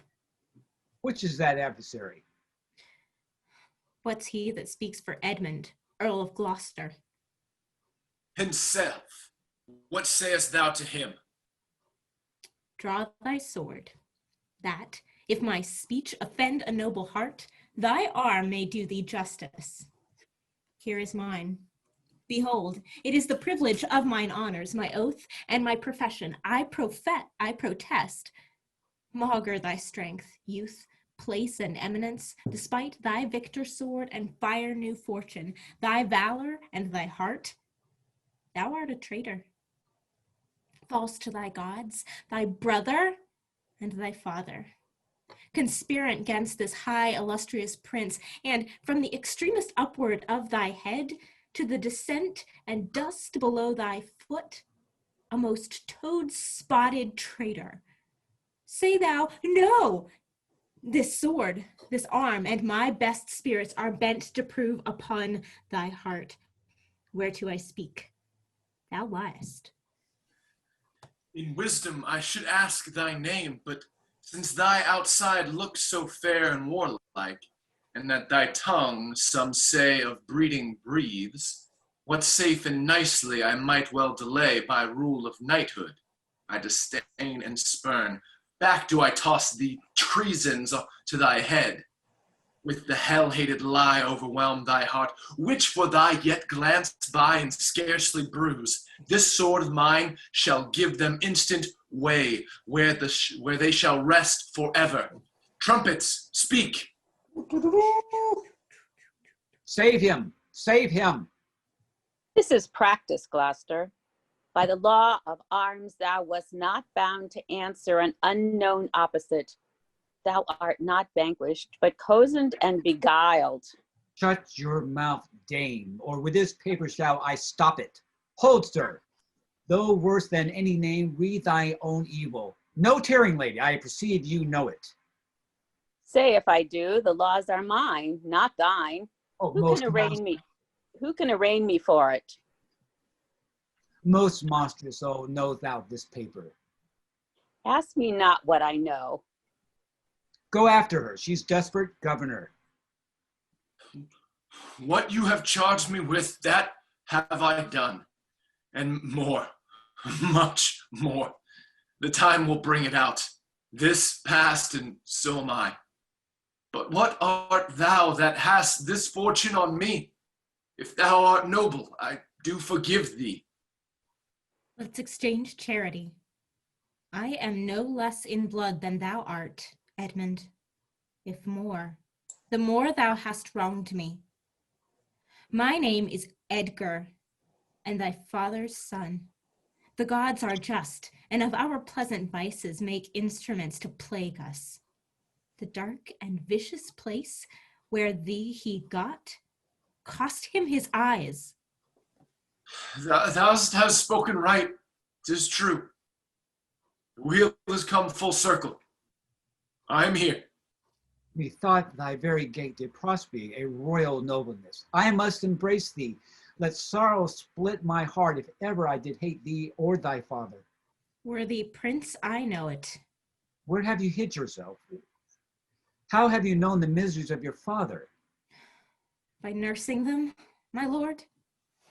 List a brief tale, and when 'tis told, oh, that my heart would burst. The bloody proclamation to escape that followed me so near. Oh, our lives' sweetness. That we, the pain of death, would hourly die rather than die at once, taught me to shift into a madman's rags, to assume a semblance that very dogs disdained. And in this habit met I my father with his bleeding rings, their precious stones, new lost, became his guide, led him, begged for him, saved him from despair. Never, oh fault, revealed myself unto him until some half hour passed when I was armed. Not sure, though hoping of this good success, I asked his blessing, and from first to last told him my pilgrimage. But his flawed heart, alack, too weak this conflict to support, twixt two extremes of passion, joy and grief, burst smilingly. This speech of yours hath moved me, and shall perchance do good. But speak you on, you look as you had something more to say. If there be more woeful, hold it in, for I am almost ready to dissolve hearing of this. This would have seemed a period to such as love not sorrow, but another to amplify too much, and would make much more, and top extremity. Whilst I was big in clamor, came there in a man, who, having seen me in my worst estate, shunned my abhorred society. But then, finding who 'twas that so endured, with his strong arms he fastened on my neck, and bellowed out that he'd burst heaven, threw him on my father, told the most piteous tale of Lear, and him that ever ear received, which in recounting his grief grew puissant, and the strings of life began to crack. Twice then the trumpets sounded, and there I left him, tranced. But who was this? Kent, sir, the banished Kent, who in disguise followed his enemy king and did him service improper for a slave. Help! Help! Oh, help! What kind of help? Speak, man. What means that bloody knife? 'Tis hot, it smokes. It came even from the heart of, oh, she's dead. Who's dead? Speak, man. Your lady, sir, your lady, and her sister. By her is poison. She hath confessed it. I was contracted to them both. All three now marry in an instant. Here comes Kent. Produce their bodies, be they alive or dead. This judgment of the heavens that makes us tremble touches us not with pity. Oh, is this he? This time will now allow the compliment which very manners urges. I am come to bid my king and master I good night. Is he not here? Great thing of us forgot. Speak, Edmund, where's the king and where's Cordelia? See thou this object, Kent. Alack, why thus? Yet Edmund was beloved. The one, the other poisoned for my sake, and after slew herself. Even so, cover their faces. I pant for life. Some good I mean to do. Despite of mine own nature, quickly send, be brief in it to the castle, for my writ is on the life of Lear and on Cordelia. Nay, send in time. Run, run, oh run. To who, my lord, who hath the office? Send thy token of reprieve. Well thought on, take my sword, give it to the captain. Haste thee for thy life. He hath commission from thy wife and me to hang Cordelia in the prison and to lay blame upon her own despair that she fordid herself. The gods defend you, bear him hence a while.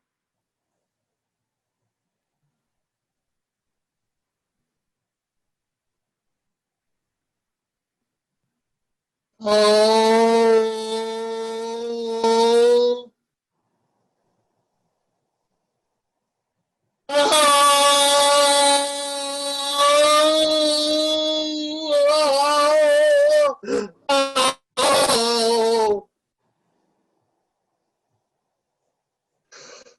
Oh, you are men of stones, and then your tongues and eyes. I will use them that heaven's vault should crack.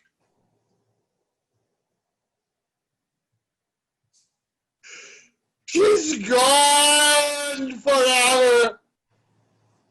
I know when one is dead and one lives. She's dead as earth. Lend me a looking glass. If that her breath will mist or stain the stone, why then she lives. Is this the promised end? Or image of that horror? Fall and cease. This feather stirs. She lives. So it is a chance which does redeem all sorrows that ever I have felt. Oh, my good master. Prithee, away. 'Tis noble Kent, your friend. Plague upon you! Murderers! Traitors all! I might have saved the Dutchess. God, whatever. Cordelia. Cordelia, stay a little.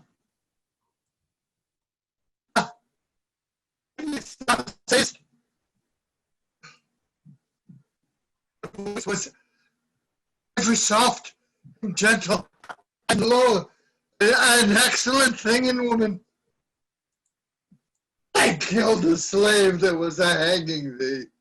'Tis true, my lords, he did. Did I not, fellow? I have seen the day. With my fighting falchion, I would have made them. I am old now, and these same crosses spoil me. Who are you? My eyes are not the best. I'll tell you straight. If fortune brag of two she loved and hated, one of them we behold.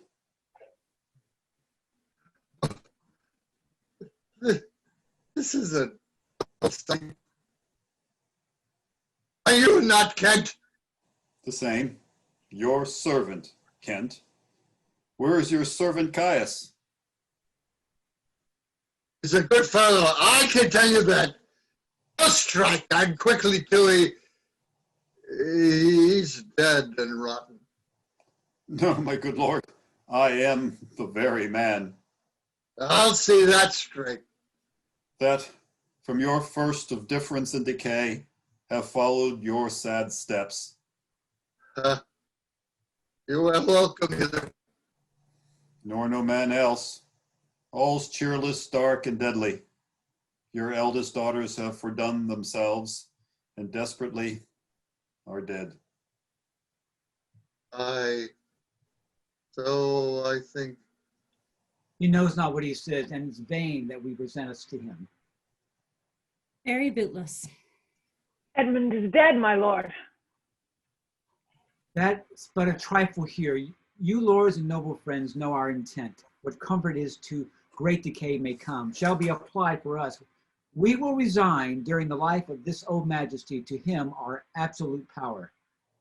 You to your rights would boot, with such addition as your honors have more than merit. All friends shall taste the wages of their virtue, and all foes the cups of their deservings. O see, O see. And my poor fool is saying, no, no, no, no life. I should have died. A rat of life. Out of breath at all. Don't come no more. Never. Never. Never. Never, never.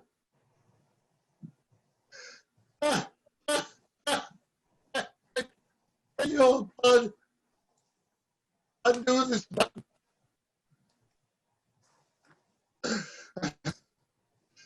Thank you, sir. Oh, do you see this? Look. Look. Look, her lips. Look. Look there. He faints. My lord! My lord! Break, heart, I prithee break. Look up, my lord! Vex not his ghost. Oh, let him pass. He hates him much that would upon the rack of this rough world stretch him out longer. He is gone indeed. The wonder is he hath endured so long. He but usurped his life. Bury them from hence. Our present business is general woe. Friends of my soul, you twain rule in this realm, and gored state sustain. I have a journey, sir, shortly to go. My master calls me. I must not say no. The weight of this sad time we must obey. Speak what we feel, not what we ought to say. The oldest hath borne most. We that are young shall never see so much, nor live so long. Yay, we did it! Yay! Well done, everybody. Yeah, that was great. I don't I have know. a question. At the end, is Kent's last reply his agreement to jointly ruling, or is he really going someplace? He's like, oh, you know what? I just gotta. I think Kent might be contemplating suicide. Yeah, that was what that's I got. what I was wondering. Yeah. Oh yeah. But there are two different versions of this play. one in the folio and one in a quarto. In one of them, Albany speaks that final speech. Right. The other version, hey, Rachel, come back here. Rachel, I need you. All right. In the other version, Edgar speaks that final speech. And Rachel, if you don't mind, I would like you, off the top of your head, to read that final speech that is in our attributed to Albany, just because I would like your Kent to have the opportunity to deliver that final speech. Sure. What sayest thou? Should I give her my cue? Yeah, Kent, give her the cue. I have a journey, sir, shortly to go. My master calls me.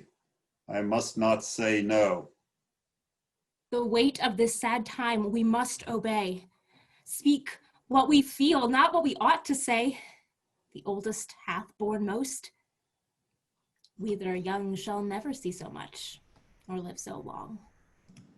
Exeunt with a dead march. Whoa. Okay. 2020. Nicely done. Thank you, everybody, so much for bringing this along here.